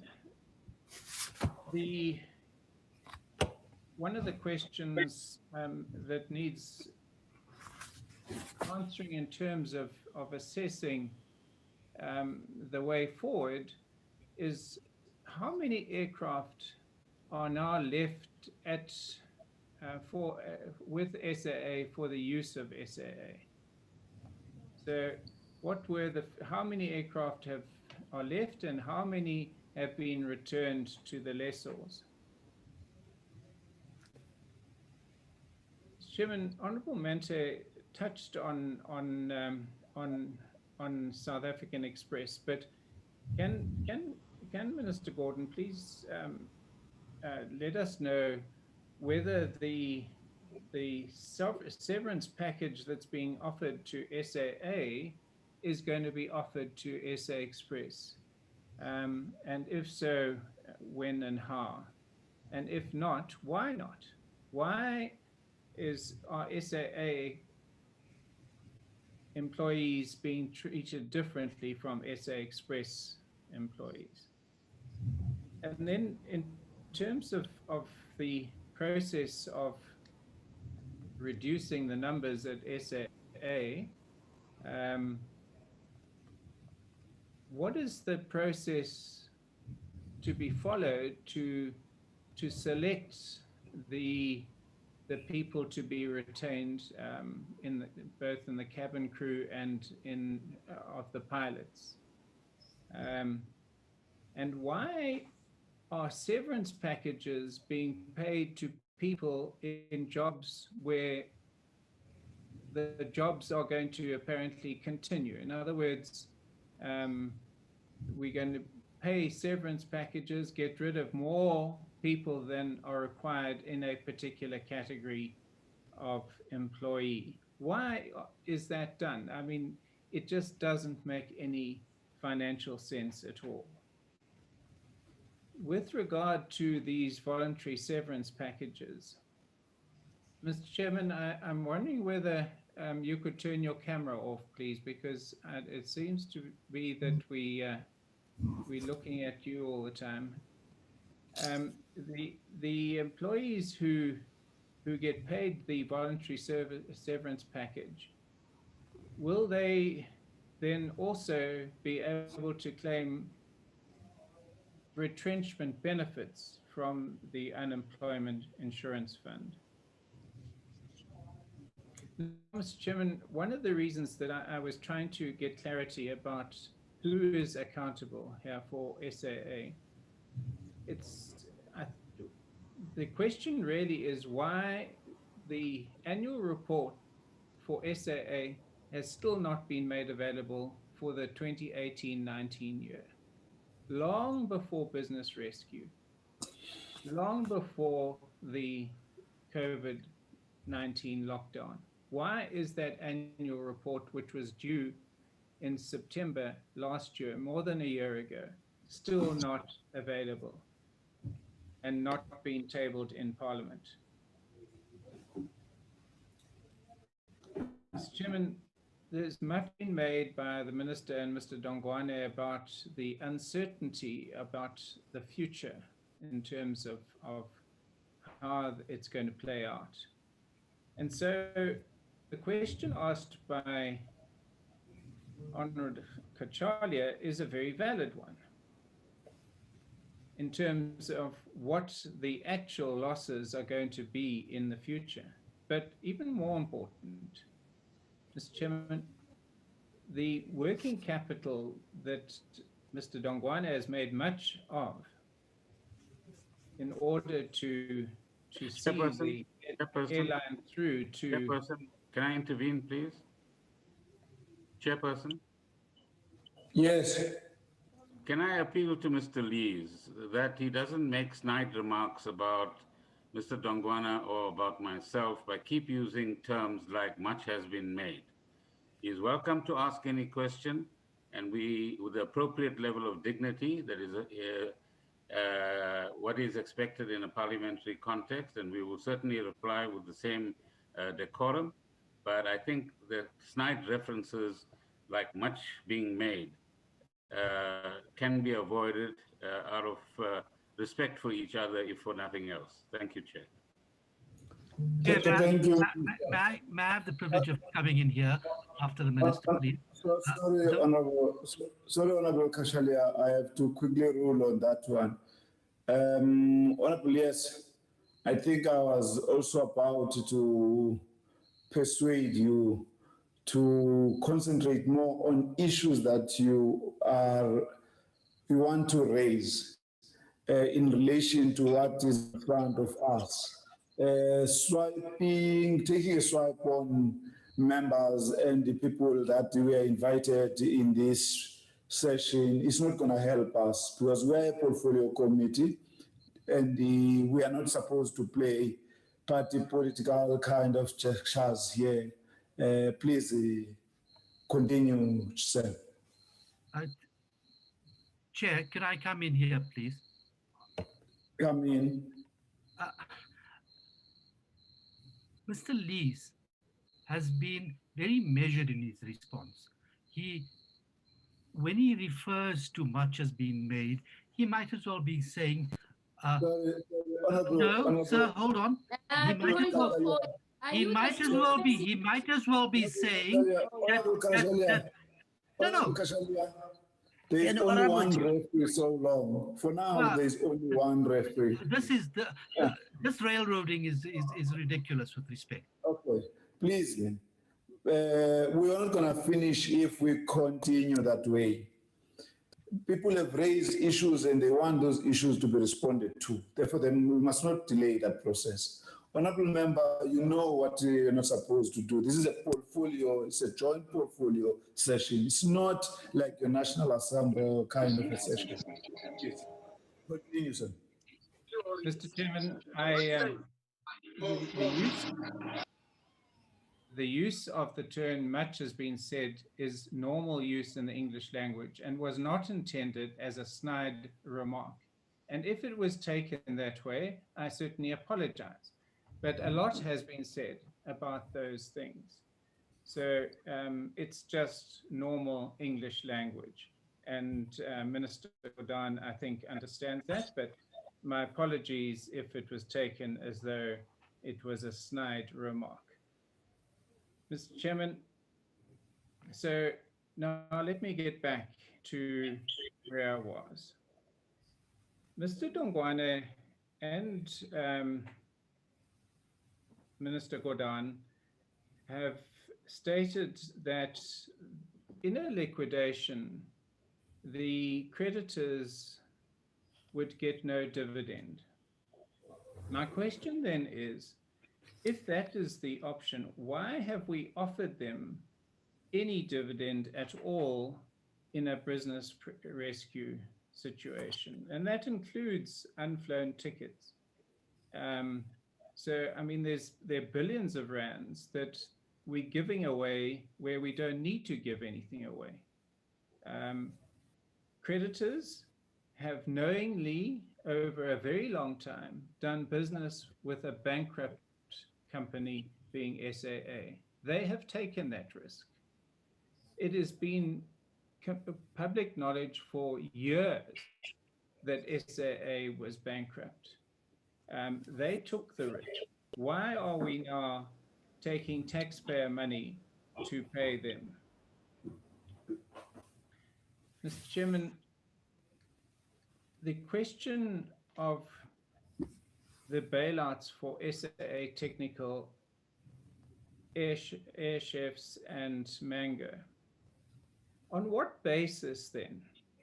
Because the business rescue practitioners are adamant that only the SAA airline and not the group are in business rescue, and I'm sure that is accurate.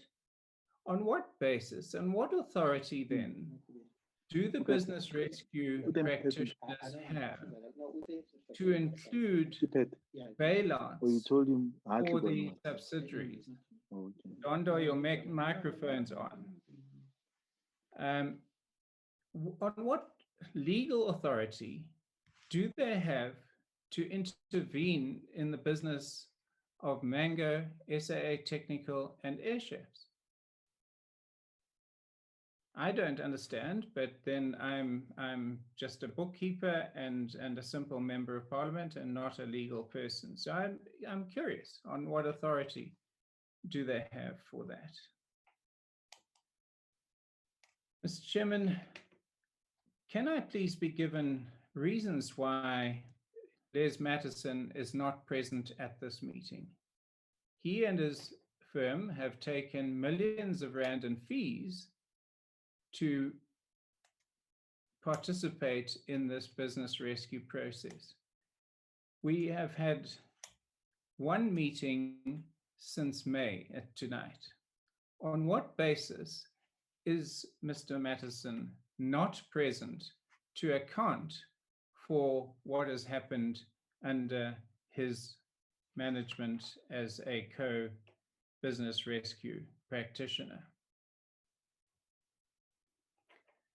Mr. Chairman, there seems to be an assumption by Mr. Dongwana that the money is guaranteed, but it's certainly not guaranteed. And I would hope that Parliament will use its wisdom and ensure that the money is either not allocated or appropriated, or is tied up far more firmly and resolutely than it is now. Mr. Chairman, the question of one of the stats that came from you, and thank you for answering that part of my many questions from May fairly accurately, was the percentages of salaries paid to various categories of employee during April and May. By now, we should have had a report going much further than that, but anyway, you've taken 6 months to answer the question. So why did the chief pilot get 100% of his salary in April when no one else in the airline got 100%? How is that possible? Ground staff got 77.99%. Cabin crew got 76.21%, but the chief pilot gets 100% of his salary. And even for May, the chief pilot gets 77.7%, whereas the ground staff got 16.8%.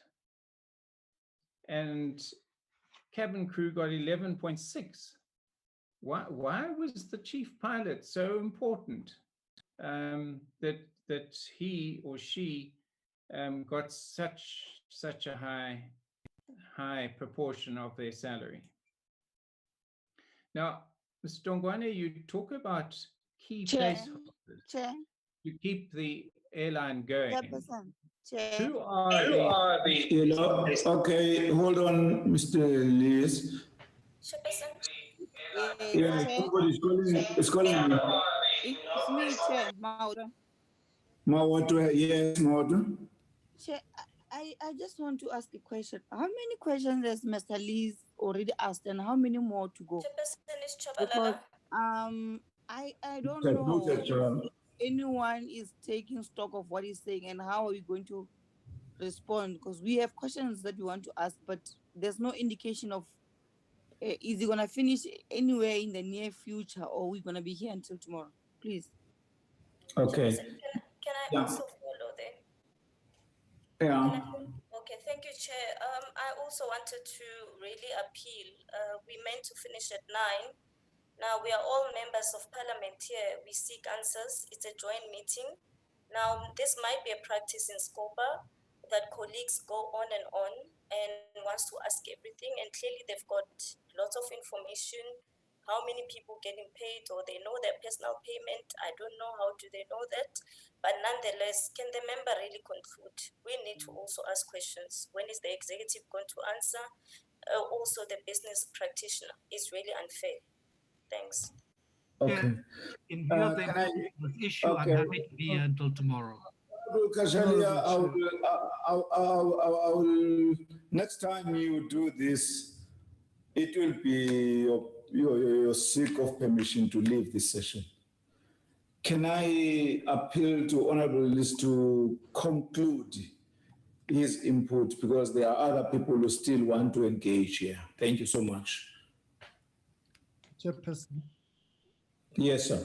I don't mean to interrupt your session, but I think let us not make categorizations about committees, rather characterizations about committees, which may not sit well. Because in as much as there may be issue with the extent to which Honorable List is asking questions, but I don't think let us make generalizations and categorizations about practices of committees in a manner which may seek now to cause a standoff between the two committees. because I am still under the impression that we have got a particular interest which is common about the state of affairs of SAA. And clarity must be made that the information you are speaking about, what I indicated to earlier, that had been requested in May, and the minister indicated that that information had been brought forth, and I'm still going to go back to it. But I don't think that the characterization being made is a fair one, because it seeks to, yeah, let me just end it there. But I think I must come in on that. Okay, thank you, Chair. Thank you, Chair. That point is taken. I think the members that raised that, they understand your point. But let's give you a minute to conclude, Honorable Liz. Thank you. Mr. Chairman, and I'm addressing this to the Scopa Chair, this is exactly why we should not have joint committee meetings. They do not work. And talk about snide remarks, well, I leave that for you to judge. So on a point of order, please, Chairperson. No, Mr. Chairman, I've said nothing out of order, really. It's just... I don't think it's your responsibility, honorably, to tell me that you are not out of order. I am referring my order to the Chairperson. Can you please respect that, please, honorable Liz? I don't know what's wrong with you today. Okay, your point, sorry, Honorable Liz, can you hold on? Your point of order, Honorable Donash? Chair, I think what the Honorable Hlengwa is saying suffices. Can we please proceed? I'm not sure what are all these delaying tactics are for today. Honorable Liz could not speak on everybody's behalf here. We are members of parliament from different political parties. We work as a team. So we don't want what he's doing. If the chair speaks on behalf of the committee, which is COPA, I think that's fine. Not everybody should do that. Thank you. Okay, Honorable Dulash, I hear your concern, the honorable members. That's why I've asked him to just round off, because because of that exactly. Honorable Liz, please, I would like to stop you before you finish, but don't take us too far. Mr. Chairman, I haven't spoken on behalf of any other members of the committee. I speak on my own behalf, and so that is what it is, Mr. Chairman. And the issue of SAA is one which is gripping the whole nation as we speak. Many millions of South Africans are watching the outcome of this whole process. Anyway, is Mr. that Chairman, now? Thank you. Okay. You're done, Honorable Liz? For now, I'm done. Thank you, Mr. Chairman. Okay. Honorable Malinga? Finally, thank you, Chairperson. Greetings to all the members in the committee. Forgive my video, Chair. If I do open it, then I'll be kicked out of the meeting due to a network situation. Chairperson, the ANC support the government's decision on the continued operation of SAA and the endeavors to fund the revival of SAA. And not in its liquidation is based on the fact that SAA is an agency of multifaceted value-added economic activity for the country.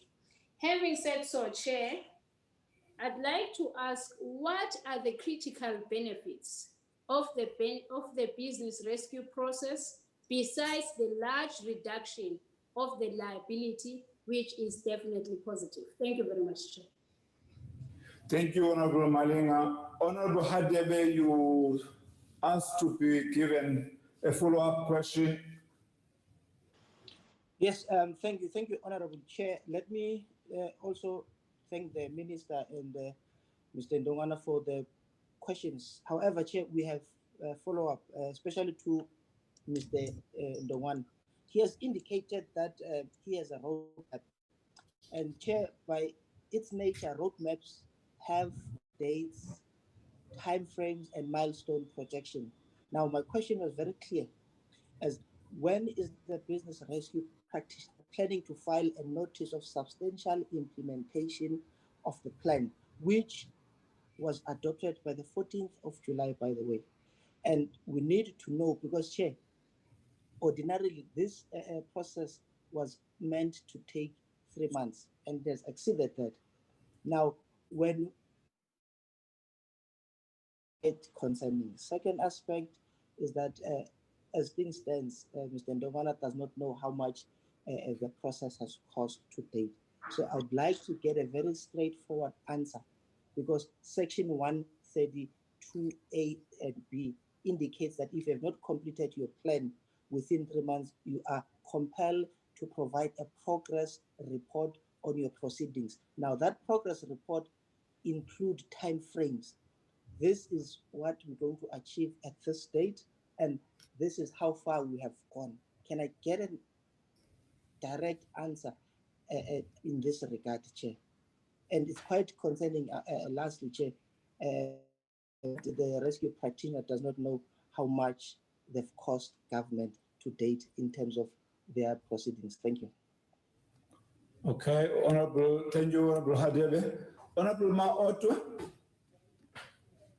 Okay, thank you very much, Chair. I'm going to be brief. Mine is on the conditions of fulfillment of the BR plan. There's about 5 conditions there that are put forward by the business rescue practitioner. Now, my question is to the minister, who is with making sure that these conditions are met, and at what cost is that entity or an individual assist with that number? That's number one. Number two, none of these conditions a date that is linked to it. For example, the fifth one, sorry, there are 5. The fifth one talks about cancellation of all aircraft leases. When, by when? Because we need to know how long this plan is going to take and all that. And then the last one, Chair, is the suspension of operations, which is on slide, the second last slide, talking about the suspension of operations, because the airline has been under care and maintenance due to funds for operational expenses being depleted. Now, what is the plan? The funds are depleted, the operations are suspended. So what does it mean then to SAA? And then the last one is the pledge that government has put forward of 10.5 billion. How is that going to address the issue of a funding requirement as per Annexure B of the presentation? And that will be all from my side, Chair. Thank you. Thank you, Honorable Maotwe. Honorable Kashalia, is your hands up or it was there? You didn't remove it? Chair, it's a follow-up question. Okay, go ahead. Thank you, Chair. It's a follow-up question in response to my question about the assumptions in the business rescue plan. And in response to my question, we've been told, that this is dependent on the pandemic, the assumptions that is. Now, I would venture that a business rescue planner worth his salt needs to nail their colors to the mast. You cannot say, I'll put up X rands because I want to, not because I have an idea of which way the wind is blowing, and I'll calibrate it as the wind blows, which is what I have heard. The question I have, and which I alluded to originally, which is, what are the assumptions? What are the scenarios? What are the best case scenarios? What are the worst case scenarios? What are the middle case scenarios? How does this govern investment decisions? Clearly, load factors are crucial. So are cost factors, and both influence financing factors and decisions that are taken in that regard. We need more detail. We don't have it. The detail needs to be mapped in terms of leases, in terms of trends, in terms of concomitant impact to ensure that valuable monies are not squandered. These are the things which we as this committee should be asking for, and we should have complete clarity on this. The country wants it, we want it, it is necessary. Thank you. Thank you, Honorable Kachalia. Let me take to you, Chair. Can you come in, Chairperson of the Scopa? Thank you very much, Chairperson. I'll be very Can't hear. Chair, your signal is very poor, Chair. If National Treasury can assist here and going to turn off my camera, Chair. I'm going to turn off my camera to save network, rural problems here. Okay, okay. Chair, the National Treasury, 10.5 billion rands that is being advanced to SAA for the purposes which have been explained to us today. The question then becomes, because for the longest of time, the issue has been that there's no money, and of course we're in an economic climate which is, as it is, not favorable in the country. Where are you getting the 10.5 billion rands from? Where are you making the adjustments and environments in the budget to overall, in order for you to have this 10.5 billion rands available to SAA? I want to put it to the business rescue practitioner that I do not accept his response to the issue of costs, because in the last meeting, when we parted ways, this question was put to the business rescue practitioners, and they're going to go and get information. And today, the response is the same. And so I call on the business rescue practitioner to source that information now during this meeting, so we can bring the issue to rest. I do not think he's engaging with us in good faith on that one, and I don't think we should be going around in circles. I draw your attention, Chair, to because the question has been asked about SAT and airchefs and so on, the other entities.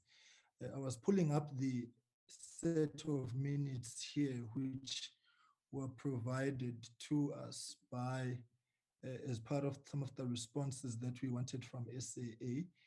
In those minutes, it was put to us that it is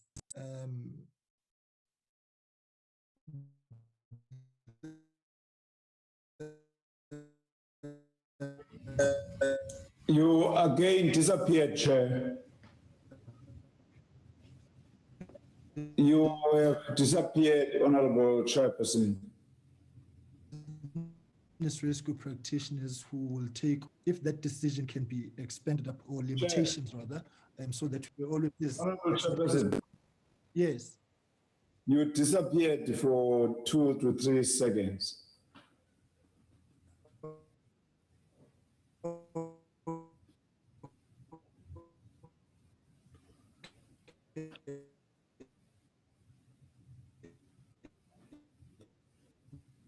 Chair. Honorable Shengwa.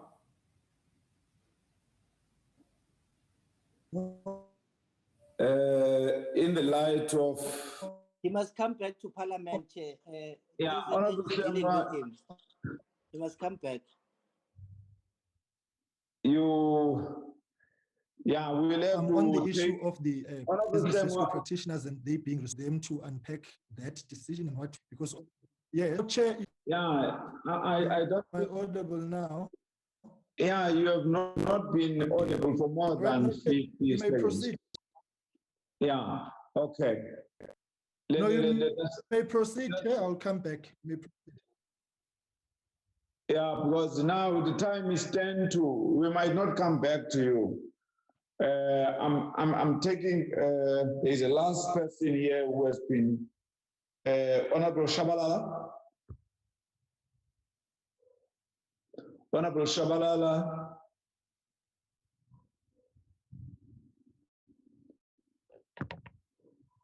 Honorable Shabalala. Thank you. Okay. Thank you, Chairperson. Sorry about that. I was trying to unmute myself. Chair, let's thank the presentation and the meeting itself. And just to also say perhaps to the Chairperson of SCOPA, Honorable Shengwa, and members of SCOPA, let me withdraw officially when we are seconding order on the member leaves for taking too long. It was not meant to divide the committees necessarily. It's just that I was just shocked that the member was just taking too long. But I apologize and I withdraw for that so that there's no generalization like you said. Now, Chair, I want to ask to the BRPs, when you took over, I mean, the question has been asked by Comrade Hadebe, and I agree totally with him. I don't even want to repeat the question he's making. It's a very crucial question. We are interested to find out the cost to the state in terms of what has been assigned to yourself. What have you what have you delivered? Because we need to check value for money. We're very interested in that. So the sooner you give us that information, the better. It might not be today by the looks of things. Now, I want to find out from yourselves that what did you understand insofar as the airline capacity when you came in? Did you really check when we talk about the self-sufficiency on the airline? How much does it have capacity to really generate money to the fiscus? It's some question that I really would feel that if you can really answer us around that. What fees have you collected as the BRP? What fees are still to be collected as the BRP? And does the business model outlined by the BRP mean that the entity will reduce its dependency on the fiscus? If so, how, at what amounts will the new business really, as you suggest, as we are working on the new restructuring? But also to say, Chairperson, unequivocally so, as the NC, we support the allocation and the restructuring of the new airline and the winding up, but also the understanding that this is not a bailout, and the sooner we get that right, the better. Now, the business rescue plan I want to know about preserving the few black pilots that we have. How are you, how are they ensuring exorbitant pilot salaries? Because we know that pilots are getting exorbitant salaries. Do not, and at some point, there's implication that we don't want to take it over so that it ends up crippling the new airline, if not, bolting it, for a lack of better word. But how we ensuring that in the new business plan, we don't have these exorbitant salaries? Can you also make a comment, why is it important to provide employees with decent severance packages? And part of why I'm asking that, for me, is that it's important for families and communities linked to SAA employees that they should not be condemned really to poverty and the many years that they've dedicated to building the airline, and it should be recognized and rewarded. And for me, it's very crucial. And the sooner we take out the message, the better. And of course, we can never stop but to really encourage that we need to sing perhaps at one hymn on this matter, because it affects all strata. The last point, Chairperson, so that I don't become like the other person, is that as the ANC, the policy on SOEs is clear. All those which operate in important areas of the infrastructure of the economy and make a major contribution to the GDP should be assisted to recovery. So we should not be throwing our hands in the air like all SOEs that don't have capacity to really come out of this quagmire they find themselves. What is encouraging is that there's a process and there is plans that are coming out. it can only be fair that we give these plans a chance. And as part of Way Forward, Chair, I feel these meetings are very important so that we collaborate, then we don't find ourselves really straining the resources that we have of calling and the misinformation at times that each committee might have over the other. So I think that as part of Way Forward, for us to really look into the plan and get the information as we continue. Minister, just the last point, can you really tell us why do we need to really have a new airline? Why do we really have to restructure this airline? And why do you believe that this plan can work? If you can assist us on that. Thank you so much, Chair. Thank you, Honorable Shabalala. Can we get the response from me and the, hello, who's that? It's Tengwa. I've logged on another device. I'm not sure if I'm audible. Okay.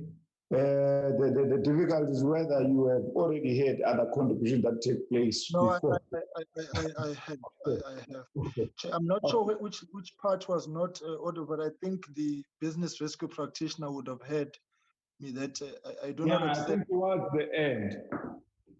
Okay, that's fine. Chair, I think there has to be a thinking along the lines here of hindsight being the best side. And by that, I mean, we do need to, as Parliament, build on what the Zondo Commission is doing insofar as a parliamentary inquiry into how SAA collapsed. And an airline can't just collapse. Because if we're going to pump money into a new airline without having taken stock of the set of circumstances which characterized the collapse of the first one, we may then repeat the same mistakes. And this all must be done with the view of protecting and safeguarding the public purse from further squander and further collapse. Because there is generally a sense that you can dispense with the old without consequence. And I think there's merit to what the minister said in drawing parallels at the start of his input with what is happening at the Zondo Commission. We cannot escape the corruption that has taken place. We cannot escape the mismanagement. And so we need not duplicate what that commission is doing, but when it's done, maybe worthwhile to complement its work because it's got a broad scope of things and it may not delve deeply and thoroughly into the SAA matters, so that we can be able to satisfy ourselves that whatever action step is taken moving forward, we have been able to draw the best lessons out of this. There's been mention of it in certain parts of this meeting about what other governments are doing, but substantively, we do need to reflect on what happened at SAA. The role of the shareholder has to be unpacked, and of course hold people accountable for what they did, because there has to be recoveries here. You already settled with the situation where some of the directors have been declared as delinquent directors, and the list goes on about some of the things which have prevailed at SAA, pay disparities which have happened, some of them along racial lines. All those things combined have to be looked at, and whether the structure of SAA was conducive for a sustainable and viable airline. The sale of assets, what did that do?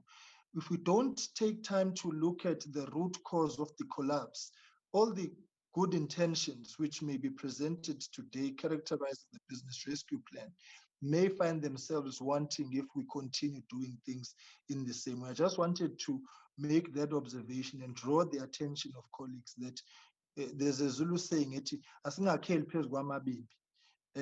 we have to clean the room first so that we know how to move forward. Thanks, Chair. Okay, Honorable Minister and Mr. Dohan, I think it's yours now to answer and conclude and put everything into perspective. Thank you, Chair. Let me ask Mr. Dongwana to go first and let him answer whatever he can, and then I will respond to those questions that I'm required to respond to and round up so that we save time. Thank you, Chair, if you agree. Yes, I agree.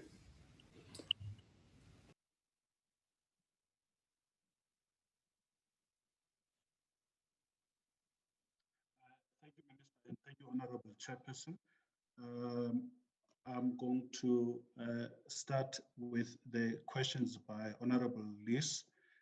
Honorable Liz, indeed, the amount you refer to, the 11 billion and the 10 billion issue, the actual amount is actually 10.9 billion, which rounds out to 11. And I do think there's a typo in the presentation. So apologies for that. The aircraft, the SAA has got 8 owned aircraft, and those are still in the possession of SAA. The remainder of I think the number is 40 and it's outlined in the business rescue plan, were all leased from various aircraft lessors. And all those aircrafts have since been returned. And an important part of the issues relating to aircraft is that the onerous obligations to continuing maintaining the aircraft even when they are not flying. Thus, it was important for us to settle an amount for debts owing by us to aircraft lessors as a full and final settlement, so that we limit the various penalties and other related payments that would have been accruing to various aircraft leases for as long as those aircraft remain in the possession of SAA. On the issue of severance packages offered to employees, I'd like to make a couple of points. One, the Leadership Consultative Forum was quite critical in negotiating and agreeing what severance packages were going to be paid to employees. And those are in line with the basic conditions of employment at the minimum. The second and most important thing, as far as availing the voluntary services, voluntary severance packages to all employees, is a critical issue. And the critical issue is that in the new structure, we have put in place new terms and conditions of employment. And the new terms and conditions of employment, at the minimum, they reduce their salaries for across all levels of employees. So there's a significant salary reduction, as well as reduction in terms of a number of benefits accruing to employees. Thus, we have been advised appropriately by our legal advisors from an employment point of view that we cannot change conditions of employment of employees unilaterally. We have to negotiate them. And once we have negotiated them into the new structure, we had then to offer employees an opportunity to take the new positions with the revised terms and conditions, failing which we then have to retrench the employees. So that is the approach that has been taken. And it links to that critical issue of saying, going forward, how do we make sure that the airline, over and above just reducing the current debt by virtue of a compromise with various creditors, but it also has a sustainable overhead cost going forward. We had committed to Scopa that we're going to send management accounts, and I would like to believe that we did send the management accounts of the airline for the recent year. On the issue of ethos, I am aware that my joint business rescue practitioner, who I did indicate at the beginning, I extended his apology because he's not here because of personal reasons, that he was indeed approached by Ethos, and the approach related to issues of an SCP and funding. And he directed Ethos to the transaction advisor. I think the minister indicated that there is a transaction advisor who is dealing with the issues of SCPs and the whole process relating to potential partners going forward for the airline. The question about why a dividend to the general concurrent body of creditors when in a liquidation they would have received nothing. I think it is important that we put it openly to the meeting that at the point at which we are working towards a restructured airline and that the airline continues in existence, it becomes important that we recognize that we need the support of the various suppliers and service providers to the airline. To the extent then that you want to continue in operation, it becomes important that we're able to negotiate a reasonable compromise of the debt that the airline owes to the general body of creditors. And it is on that basis, and taking into account the limited funds available going forward, that there was a negotiation that resulted in the 600 million for general concurrent creditors and the 1.7 billion for aircraft lessors. On the issue of the unflown ticket liability, I would like to mention again that it is an essential part of the airline maintaining its membership with IATA, that the airline is able to make good in full a refund or by flying the passenger on that unflown ticket liability.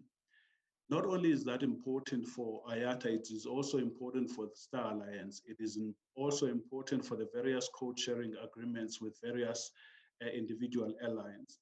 So for SAA seeing itself continuing flying, it is important that it honors that so that it is able to continue. On the issue around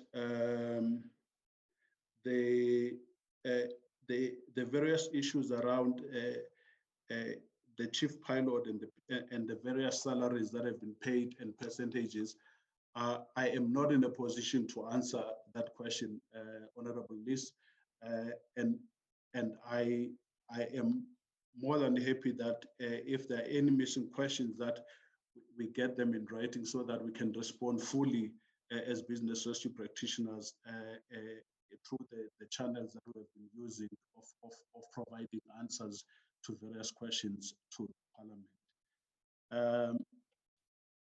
Honorable Malinga raises the issue of what other benefits are there in business of being in business rescue besides just the reduction of the debt.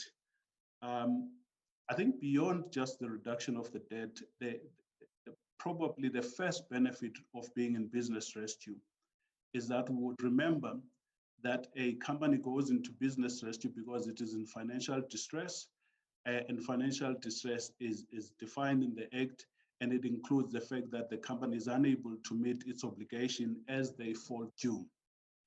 Immediately when the company goes into business rescue, it has got the benefit of a moratorium. The moratorium is on it not needing to pay any of the amounts owing to various creditors. The second issue that it benefits directly from is the ability to have a moratorium on all legal issues against the company. So essentially then the business rescue provide a safe space for the company to raise the necessary post-commencement funding to effect or implement a business rescue plan, to restructure its affairs, to resize its overheads in a way that then when it ultimately gets out of business rescue, it can continue in existence on a solvent basis. And so that is a benefit of business rescue. And this is important because it talks to the issue raised by Honorable Hadeb as to when then does the company get out of business rescue. And I would like, at the risk of repeating what I've said, that I think the important issue is that we must remember that at the moment we have an allocation, but we do not have cash. There is no funding that has flown into the company. And so if the company, for argument's sake, were to get out of business rescue at this point with immediate effect, the reality is that the company will not be able to meet its obligation as they fall due today. And so the business rescue process then, it provides that safety net for the company because it is able to continue until it has received the funding that has been committed and outlined in the plan. And on the basis of receiving that funding, then the substantial implementation of the business rescue plan is there. The practitioners can file for notice of substantial implementation, and an SAA can get out of business rescue. But more importantly, at that point, the company will have a positive bank balance. It would be able to make good on its commitments as they fall due. On the issue of the roadmap, Honorable Hadeb, I think what I was saying as far as the roadmap is concerned was that we have over the last few days together with the department agreed on putting a roadmap.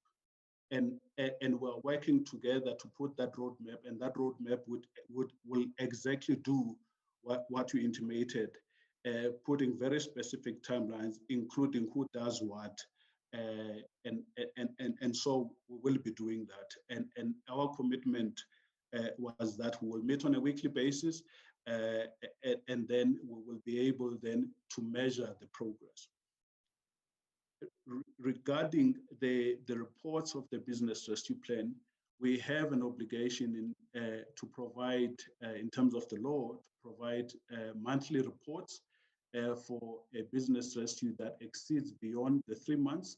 And we have been filing the reports with the CIPC on a regular basis.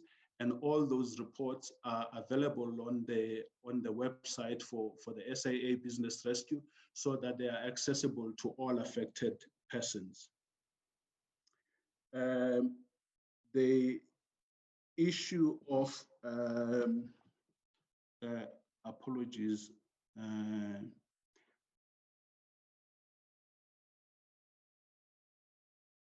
Honorable Mautwe raised the issue of cancellation of aircraft. As I've mentioned, all the aircraft leases have been cancelled. And as far as the cost going forward, on the issue of the care and maintenance, what is the plan? I think the important thing about the care and maintenance, as we've indicated in the slide, we seek to preserve the airline's membership with the various bodies. We seek to preserve the infrastructure and systems of the airline, and in order, and I forgot the third element, or preserving the company assets. So in order for us to do that, recognizing that we have depleted the funds, what on the back and the basis that we have an allocation, which allocation includes an amount for the unflown ticket liability. There are ring-fence funds that we had at the beginning of the rescue relating to unflown ticket liability, which we have decided to reprioritize and use some of those funds to achieve these 3 objectives. because what we want to avoid is a situation where at a point at which the funds flow for the restart of the airline has collapsed. So it is that fine balancing act that we had to do as the business rescue practitioners. And as part of that, we are hoping that we will be able to, with the assistance that we've received from the department and National Treasury, we'll be able to get some interim bridge funding in order to fund and continue with the airline. Honorable Kachalia, I do take your point around the assumptions, and I would like to indicate to the meeting that the issue around the assumptions that have been made in the business rescue plan and the level of detail that certain of the affected persons had required of us had been a contentious issue for a while. We as business rescue practitioners seeking to make sure that we protect the interest of SAA in this competitive space. We have been reluctant to provide certain of the critical assumptions which have a bearing on the competitiveness of SAA.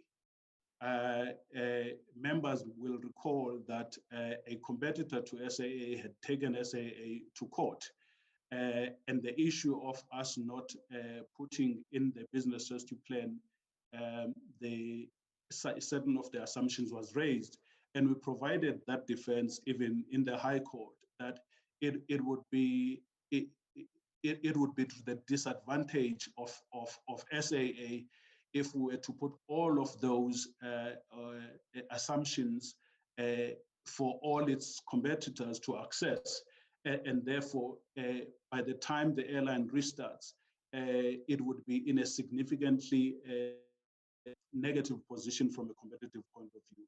So I would ask for indulgence from the members that we do not put those critical assumptions that have got a bearing on the ability of SAA being competitive once it restarts its operations.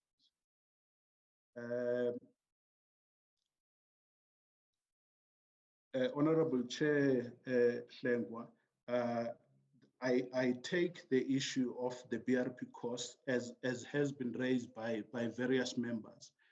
And my commitment is that we provide the information through the department tomorrow. At issue is that, and I think it was pointed out in the last meeting we had with SCOPE, it is not just the charge out rate of the individual BRPs. The BRPs have got teams, the teams that do various things. In addition to the team, there's various levels of advisors that are involved in order to assist with the risk and making sure that we achieve the things that we are meant to achieve. Because it is important that notwithstanding the moratorium around litigation, we have been subjected to litigation from various quarters, notwithstanding the moratorium on paying of creditors. We have had to negotiate significantly with various critical creditors for them to continue providing services to SAA and keep the airline operating and keep the airline systems in place, notwithstanding the fact that we have not had the funding to pay them. And all of those things, we need expert advice to augment what is in the BRP teams.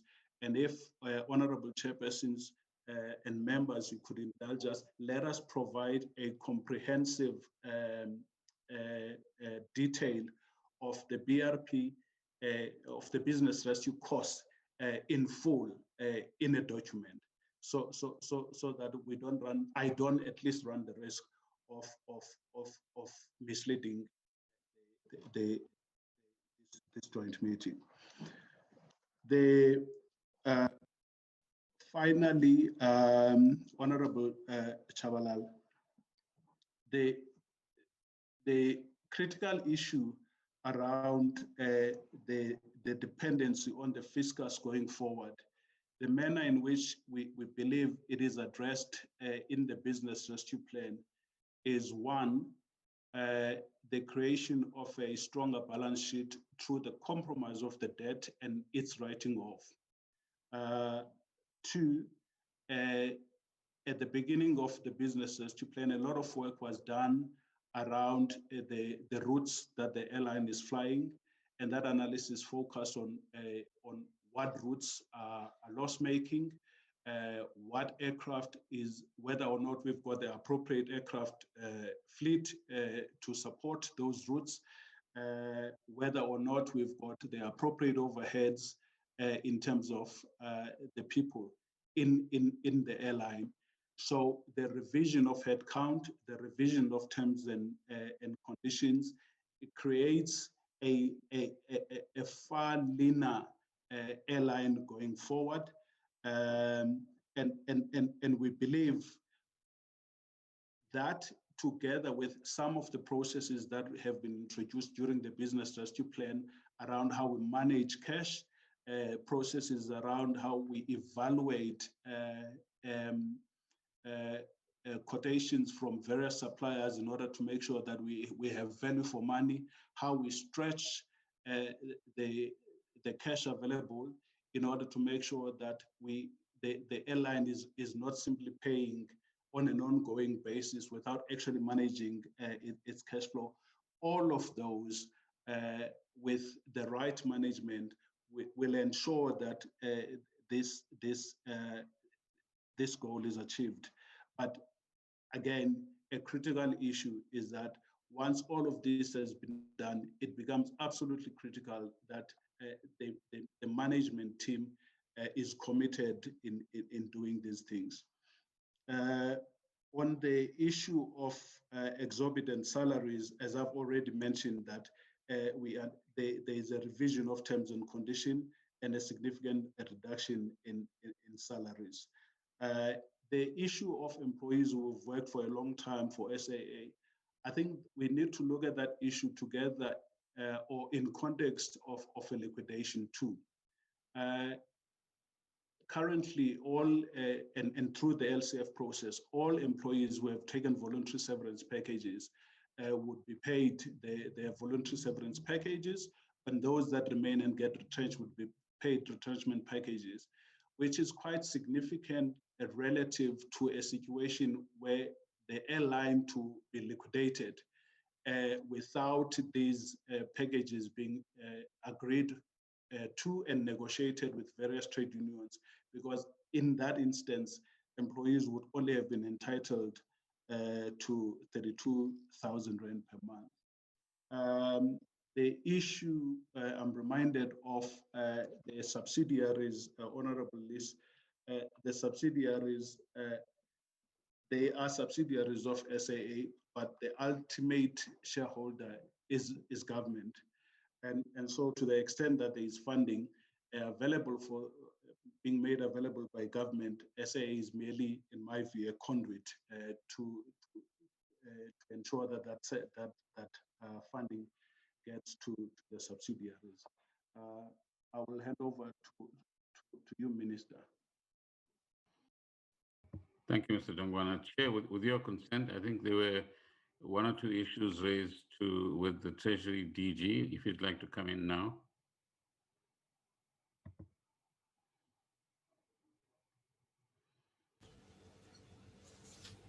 Minister? Treasury Director General, I'm not sure if he's still with us. There were some questions addressed to him. Okay, is he here? Okay, he might be distracted. Did you? But look, let me, I'm just going to check with Mr. Makobe, our legal counsel in the department, whether he would like to add any clarity on any of the issues raised, and then I will round up.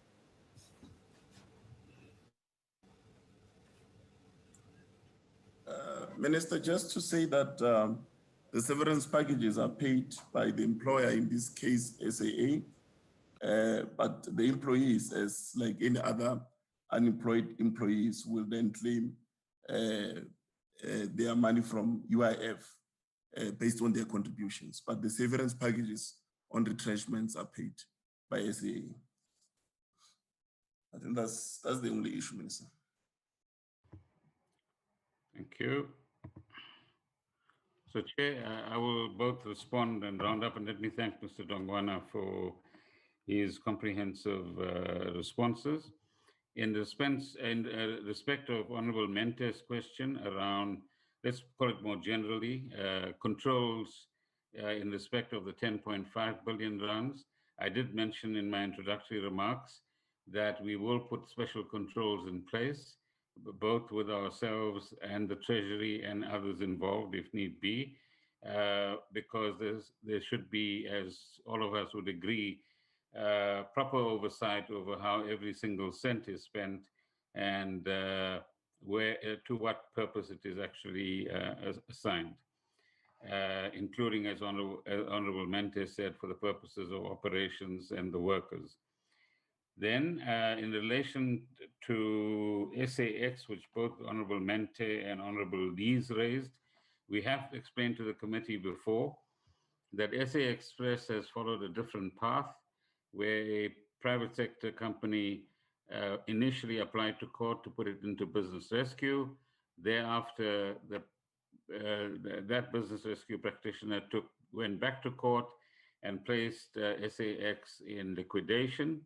And the current position is that the liquidator has been able to obtain several extensions from the court in order to ensure that those who have expressed an interest in purchasing SAX would be actually able to do so. And they've been granted yet another extension in that particular regard. In respect of the workers at SA Express, I've expressed this, said this publicly, that it's a great pity that they had to suffer the consequences of the liquidation process, firstly, but secondly, the department did assist in making representations to the Department of Labor and Employment in order that the COVID TERS benefits would be paid to the workers at SAX, and some of that also applied to SAA workers. So some relief was provided in that regard. And we are still exploring the possibility of whether the learning or training and learnership scheme that we are putting in place as part of the social plan could include some of the employees from SAX as well. But given the climate that we have at the moment in terms of the limitations on flights and were people willing to travel and load factors, clearly there are serious limitations that we will face over the next year or two. Then a number of questions that Mr. Lees has raised have been addressed, but let me respond to some of the others. The ethos question has been raised, but to the best of my knowledge, that didn't go any further than the approaches and discussions between particularly Mr. Mattison and ethos itself. I've addressed the SA Express situation. So they didn't go through a normal business rescue process, nor was there money available from government at that point in time to undertake the exercise we undertook within SAA itself. But we will continue to monitor the situation there, and if opportunities arise to assist workers in that environment, we will certainly do so. Mr. Dongwana has explained that in selecting people for the new airline, some of that responsibility would lie with the new board and management, and some eventually would lie with the new partner that SAA enters into a relationship with, and that would apply to pilots and cabin crew and so on. And I think the nature of aeroplanes or aircraft that are required, as Mr. Dongwana pointed out, the kind of routes that we want to travel and the kind of experience that pilots, for example, are going to be required to possess will all be taken into account. But what will not be taken into account is the kind of regulatory agreement that SAA pilots have been using as an entitlement since the late 1980s with amendments in the 1990s, because that is an unaffordable situation going into the future. And what is clearly going to be required is an appropriate blend in terms of experience. Some who have 20 years of flying experience, others that have 10 years of flying experience, depending on the aircraft that they actually require to plan. But it is also important that both racial demographics and gender demographics be represented both within the cabin crew, pilots on the one hand, and other staff on the other hand as well. So those will be factors, including the new conditions of employment, that will have to be taken into account, because the costs of a future airline have to be managed in a way in which the viability of that airline is not affected in a negative way. As the Honorable Slengwa pointed out, one of the lessons that clearly we have to learn is how to, and I'll return to this point in my concluding part of my responses, that SOEs cannot be in a situation where their cost structures overwhelm and are greater than the revenue that they are able to generate for themselves. There must be, as we restructure these entities and undertake the structural reforms that we need to undertake amongst the SOE community, there must be a situation where their cost and revenue factors are balanced, operational efficiency is at its maximum, and that then improves the financial stability of an entity. But also, as we are doing, as I said earlier on, in the case of ESCOM at this point, and that will go beyond ESCOM soon as well, where market changes have occurred, the entity must also be able to undertake changes to its business model. Then I think Honorable Lee's, the point that Mr. Makobe made needs to be taken into account about what can be claimed from the UIF and what cannot be claimed. And if need be, we'll give you, if we are requested, a written response in that regard as to what the UIF caters for and does not cater for. But you don't get a double payment of retrenchment costs or benefits from all of these entities that are concerned at this point in time. How are the issue of actual losses in the future, which is an issue that Honorable Lees and Honorable Kachalia have brought to the fore. Remember what we said, that and Mr. Dongwana pointed to this as well, that part of the business plan model was worked out at a particular stage on a basis of particular commercial considerations and assumptions. And we want to ensure that the new airline with its new partner is not starting on a basis that is unaffordable, nor can it start on the basis that it is going to be in any way dependent upon the fiscus. So I think the public needs to be reassured. There are hopefully not going to be any, and I want to remove the word hopefully. We are aiming for a solution that will ensure that there is no dependence on the fiscus as we get across the restructuring line into the new airline and its operations. I think Mr. Dongwana has attempted to clarify the issues around liquidation, but clearly from what I've said before as well, in liquidation, employees are worse off. All the assets are completely lost. Those who want to bid for those assets from whatever sector have the advantage of doing what is commercially called cherry picking. In other words, you take the best that is available for the lowest possible cost, and then utilize those assets for building or enhancing whatever business you're actually involved in.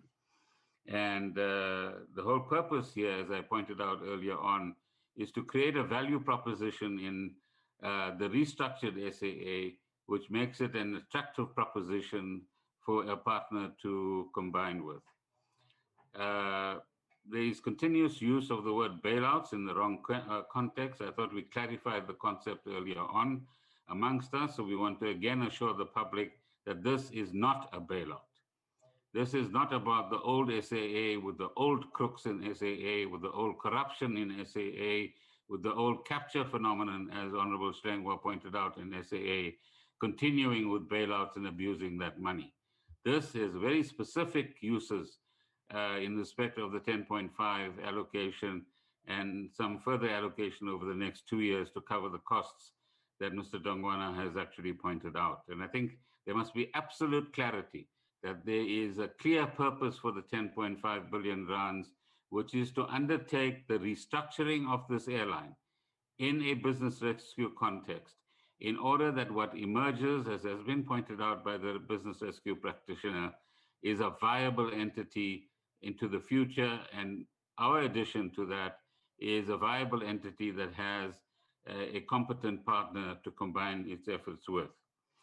And Honorable Malinga raises the issue as well, that there's support for what government is actually doing in relation to SAA, and also repeats a point about the benefits of liquidation, or rather the non-benefits of liquidation and the benefits of restructuring, which is absolutely important, because in the confusion that has been created in the public mind through one kind of narrative or the other, it's regrettable that there is a common belief among some people, not all of them, because there are others who understand the difference between liquidation and restructuring, that this is, again, wasted money that is not going to have any benefits at the end of this particular process. So, as Honorable Malinga points out, there are critical benefits of undertaking restructuring, which the legal provisions of the business rescue process provide for.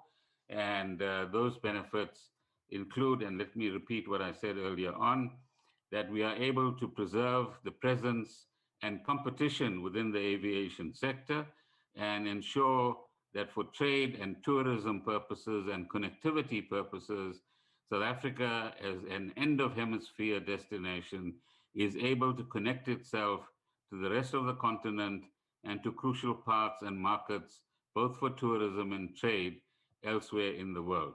Secondly, it is able to keep its commitment to labor. Thirdly, it is able to fulfill the obligations under the business rescue plan. And thirdly, it is able to ensure that there is competition, not only provided by the private sector, but eventually by the telecom look-alike that will be the new SAA that we are actually talking about. And importantly, as I pointed out earlier on, there's a wider aviation industry, an aeronautical industry that is dependent upon AXA as an airports company, and the old SAA, if you like, and the kind of dominance that it enjoyed in the market at that particular point in time. But the presence of a new airline in the restructured form, together with an effective partner, will have flow-through benefits and a positive domino effect across all of these sectors as we go forward. Honorable Hadebe has made the points about milestones in the plan. Mr. Dongwana has given his response, but clearly we want to repeat that we will work as a department with the business rescue practitioners to map out that particular roadmap and the obligations that everybody has. And sooner than later, we would like the business rescue process to end, so that whatever costs are incurred from a particular point onwards are for the benefit of a viable airline eventually and a viable partner in this process. Honorable Mautwe raises the question of conditions around 10.5. I've addressed that earlier on, and we want to make it again absolutely clear that the 10.5 must be spent diligently and has to be properly audited in order to ensure that actually occurs. In respect of Honorable Kachalia's point, I think Mr. Dongwana has raised important issues around the assumptions that he asks for, or the scenarios. But what the business rescue plan does have is the inverted commas Seabury plan, which was developed at a particular point in time. And I think that like any business and any airline anywhere in the world, as conditions have changed, and depending on what they are at a particular point in time, that flight plan, if you want to call it that, has to be amended in an appropriate way in order to take best advantage of the new conditions. If they are positive ones, and if they are negative ones, then clearly those have to be taken account of as we go forward as well. So as we make changes and when we get to that particular point, we will certainly keep Parliament informed in that particular regard. The business rescue process also, of course, gives us the opportunity to, as Mr. Dongwana pointed out, to renegotiate contracts, which includes the leases as well. And the important point here is that there's now an abundance of aircraft in the world, lots of them parked off in different places across the globe, and the much better deals can be obtained now compared to the kind of commitments that were made in the past by the SAA management. On Honorable Shabalala's point in relation to the costs, we hope that the business rescue practitioners sooner rather than later will provide the details. We'd like to see them as well, and ensure that those funds that were obtained, both in respect of the 5.5 billion rands in post-commencement finance, but also we must be transparent that there was revenue generated from the repatriation flights. And that was an important role that SAA played at a critical time for this country and indeed for the globe, when South Africans were stuck all over the world. And South Africa had the capacity there's only 2 or 3 countries on the continent that have that capacity to go to both the East and the West, collect South Africans from wherever they were, and bring them back to their homes safely and back to their families. And secondly, the Solidarity Fund, which the business sector has established, which plays an important role in mobilizing money in order to assist with the supply of all sorts of goods and services, in particular personal protective equipment at the height of the pandemic, also was committed to using SAA and did use SAA, and all of that generated funds. So how those funds were deployed should be part of what the business rescue practitioners actually account for when they send you the written statement. In relation to Honorable Schlangwa, where did the money come from? Currently, the money comes from the adjustments to allocations to various parts of government, but there are other options that are being explored at the moment, but that's a matter that we are in discussions with the Treasury. If and when we reach some finality, we will make that known. But the more important point that Honorable Schlangwa makes is to understand the root causes of the collapses at various SOEs and the lessons that we can all learn from the Zondo Commission that should be avoided in the future. And that is why my view is that we must have, learning from that experience, the right level of controls within each entity, a diligent and professional and courageous board, because it does take courage. If you do the right things in SOEs, which impact upon and tread the toes of those who've been stealing from SOEs, then there'll be all sorts of negative consequences for individuals at a board level. And we've seen many examples of that in the last year or so, and beyond as well. But it takes courage, it takes integrity, and as a society, we must address openly the issue of greed. It seems, as I've said before publicly, stealing a few million rands is not good enough any longer. There have to be a couple of more zeros attached to that 1 million before people have satisfied their particular greed. The role of the shareholder is also one where there has to be greater diligence. We understand that, and that's the capability that we need to develop as far as we are concerned as the DPE, but other departments that are involved with SOEs as well. Perhaps a thought that SCOPA should look at, but other committees in Parliament as well. There was an interesting precedent set in 2017 when the Parliamentary Committee or Portfolio Committee on Public Enterprises interrogated the situation in Eskom. And I don't see any reason, unless it can be explained to me, why SCOPA cannot call culprits who might have been responsible for some of this damage in SAA, whether they are in SAA now or not, to come and publicly account as they are accounting before the Zondo Commission in respect of the damage that they've caused and the malfeasance they might have been involved in over the past years. So that's for SCOPA and the other committees to consider. In conclusion, let me say, Chair and chairs and honorable members, that government is absolutely committed to ensure that SOEs have a different kind of future from their past, and you'll hear a lot more about this in the coming weeks. In addition to the work that has already been done by my colleagues in various departments across government, including what you can see transparently in Eskom and elsewhere. But as I said earlier on, it's hard work to get an SOE back to some level of stability and eventually to become a dynamic entity. Government understands the limitations and possibilities that come with the business rescue process and is willing to support the restructuring process and the process of obtaining the right kind of partner for SAA as we get into 2021. Structural reforms is again something that the President has committed to as part of the Reconstruction and Recovery Plan. And part of that structural reform, as far as SOEs is concerned, is not only the internal ones, but one which affects the fiscus. And so a lot of attention is being given to the question of removing the dependence on the fiscus by what we generally call SOEs or entities as well. And for effective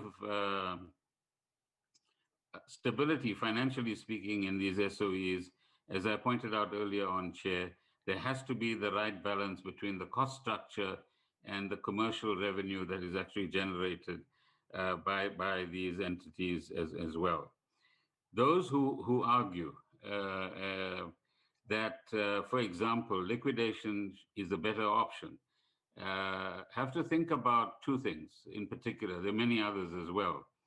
But the two is, one, if we can leave people with some additional money in addition to the 32,000 rands per individual in their pockets as they leave the jobs at SAA or in future other entities as well, as opposed to the 32,000 rands under liquidation. What is wrong with actually doing that? Whilst understanding that there are many workers in other enterprises that are in difficulty and government is providing different kinds of support to them as well. But the second, to say to the loyal customers of SAA who've booked tickets, as Mr. Dongwana explained, and there I'm sure many thousands of them, and who have paid for those tickets, to say, sorry, that's money that you're actually going to lose. Whereas we got to find some way of compensating them for those losses, apart from the obligations that we have to IATA, I think is food for some thought. We cannot say to customers and loyal ones of SAA who hold all sorts of Voyager Mile benefits that you are not going to benefit at all as a result of buying a ticket, paying for it, and not being able to fly at a particular point in time. And we are trying to embrace as many of these considerations, Chair, as we can possibly do. So finally, this is not a bailout. This is a restructuring process, which is a legal process under the Companies Act, as Mr. Hadebe so eloquently pointed out. It's a commitment that requires us to complete this process with the minimal amount of cost and making sure that the 10.5 billion rands and the additional amounts that are required for the lessors in particular over the next 2 years is actually a commitment that we can actually meet. But we want South Africans to understand and honorable members to understand that our ultimate aim is to remove the burden of the old SAA from our shoulders collectively and from the fiscus in particular, and to emerge with a partnering process which allows the new airline to have a different kind of life into the future. Thank you very much, Chair. Thank you, Honorable Minister. And I would like, because now time is almost 10, and it will be unfair to continue beyond this time. This meeting was supposed to end at 9 o'clock, and therefore I won't even waste by diluting everything said here. But the reality of the situation is that the committees do appreciate the process that we are engaged in, and there are, of course, concerns that have been raised, which, of course, will be monitored as the process through our oversight, as the process continues. And we hope that we are also concerned about the workers from SAA who haven't received their money, who are not even sure about their future. Then this process, if it's going to be able to take into consideration their interest, therefore, who are we to prevent that process? Therefore, this committee, therefore, and with that tone, that we support this process and will look and continue doing oversight sinijongile until it will reach its logical conclusion. Therefore, I would like to call it a night, and this meeting is officially adjourned. Thank you. Long live the Long chair. live the Long live the chair. chair. Hello, baby Chabalala. Hello, Long Baba. How are you, my love? You look cute as usual, Judy. Thank you so much. Uphi I miss uhlengwa, you. hlengwa uphi? I miss you, Ukwantelela Judy. uhlengwa. Hlengwa ngakwati. Bye-bye. Shut up. Bye, Thank guys. you, Mina, you Chairperson. Bye-bye. Bye.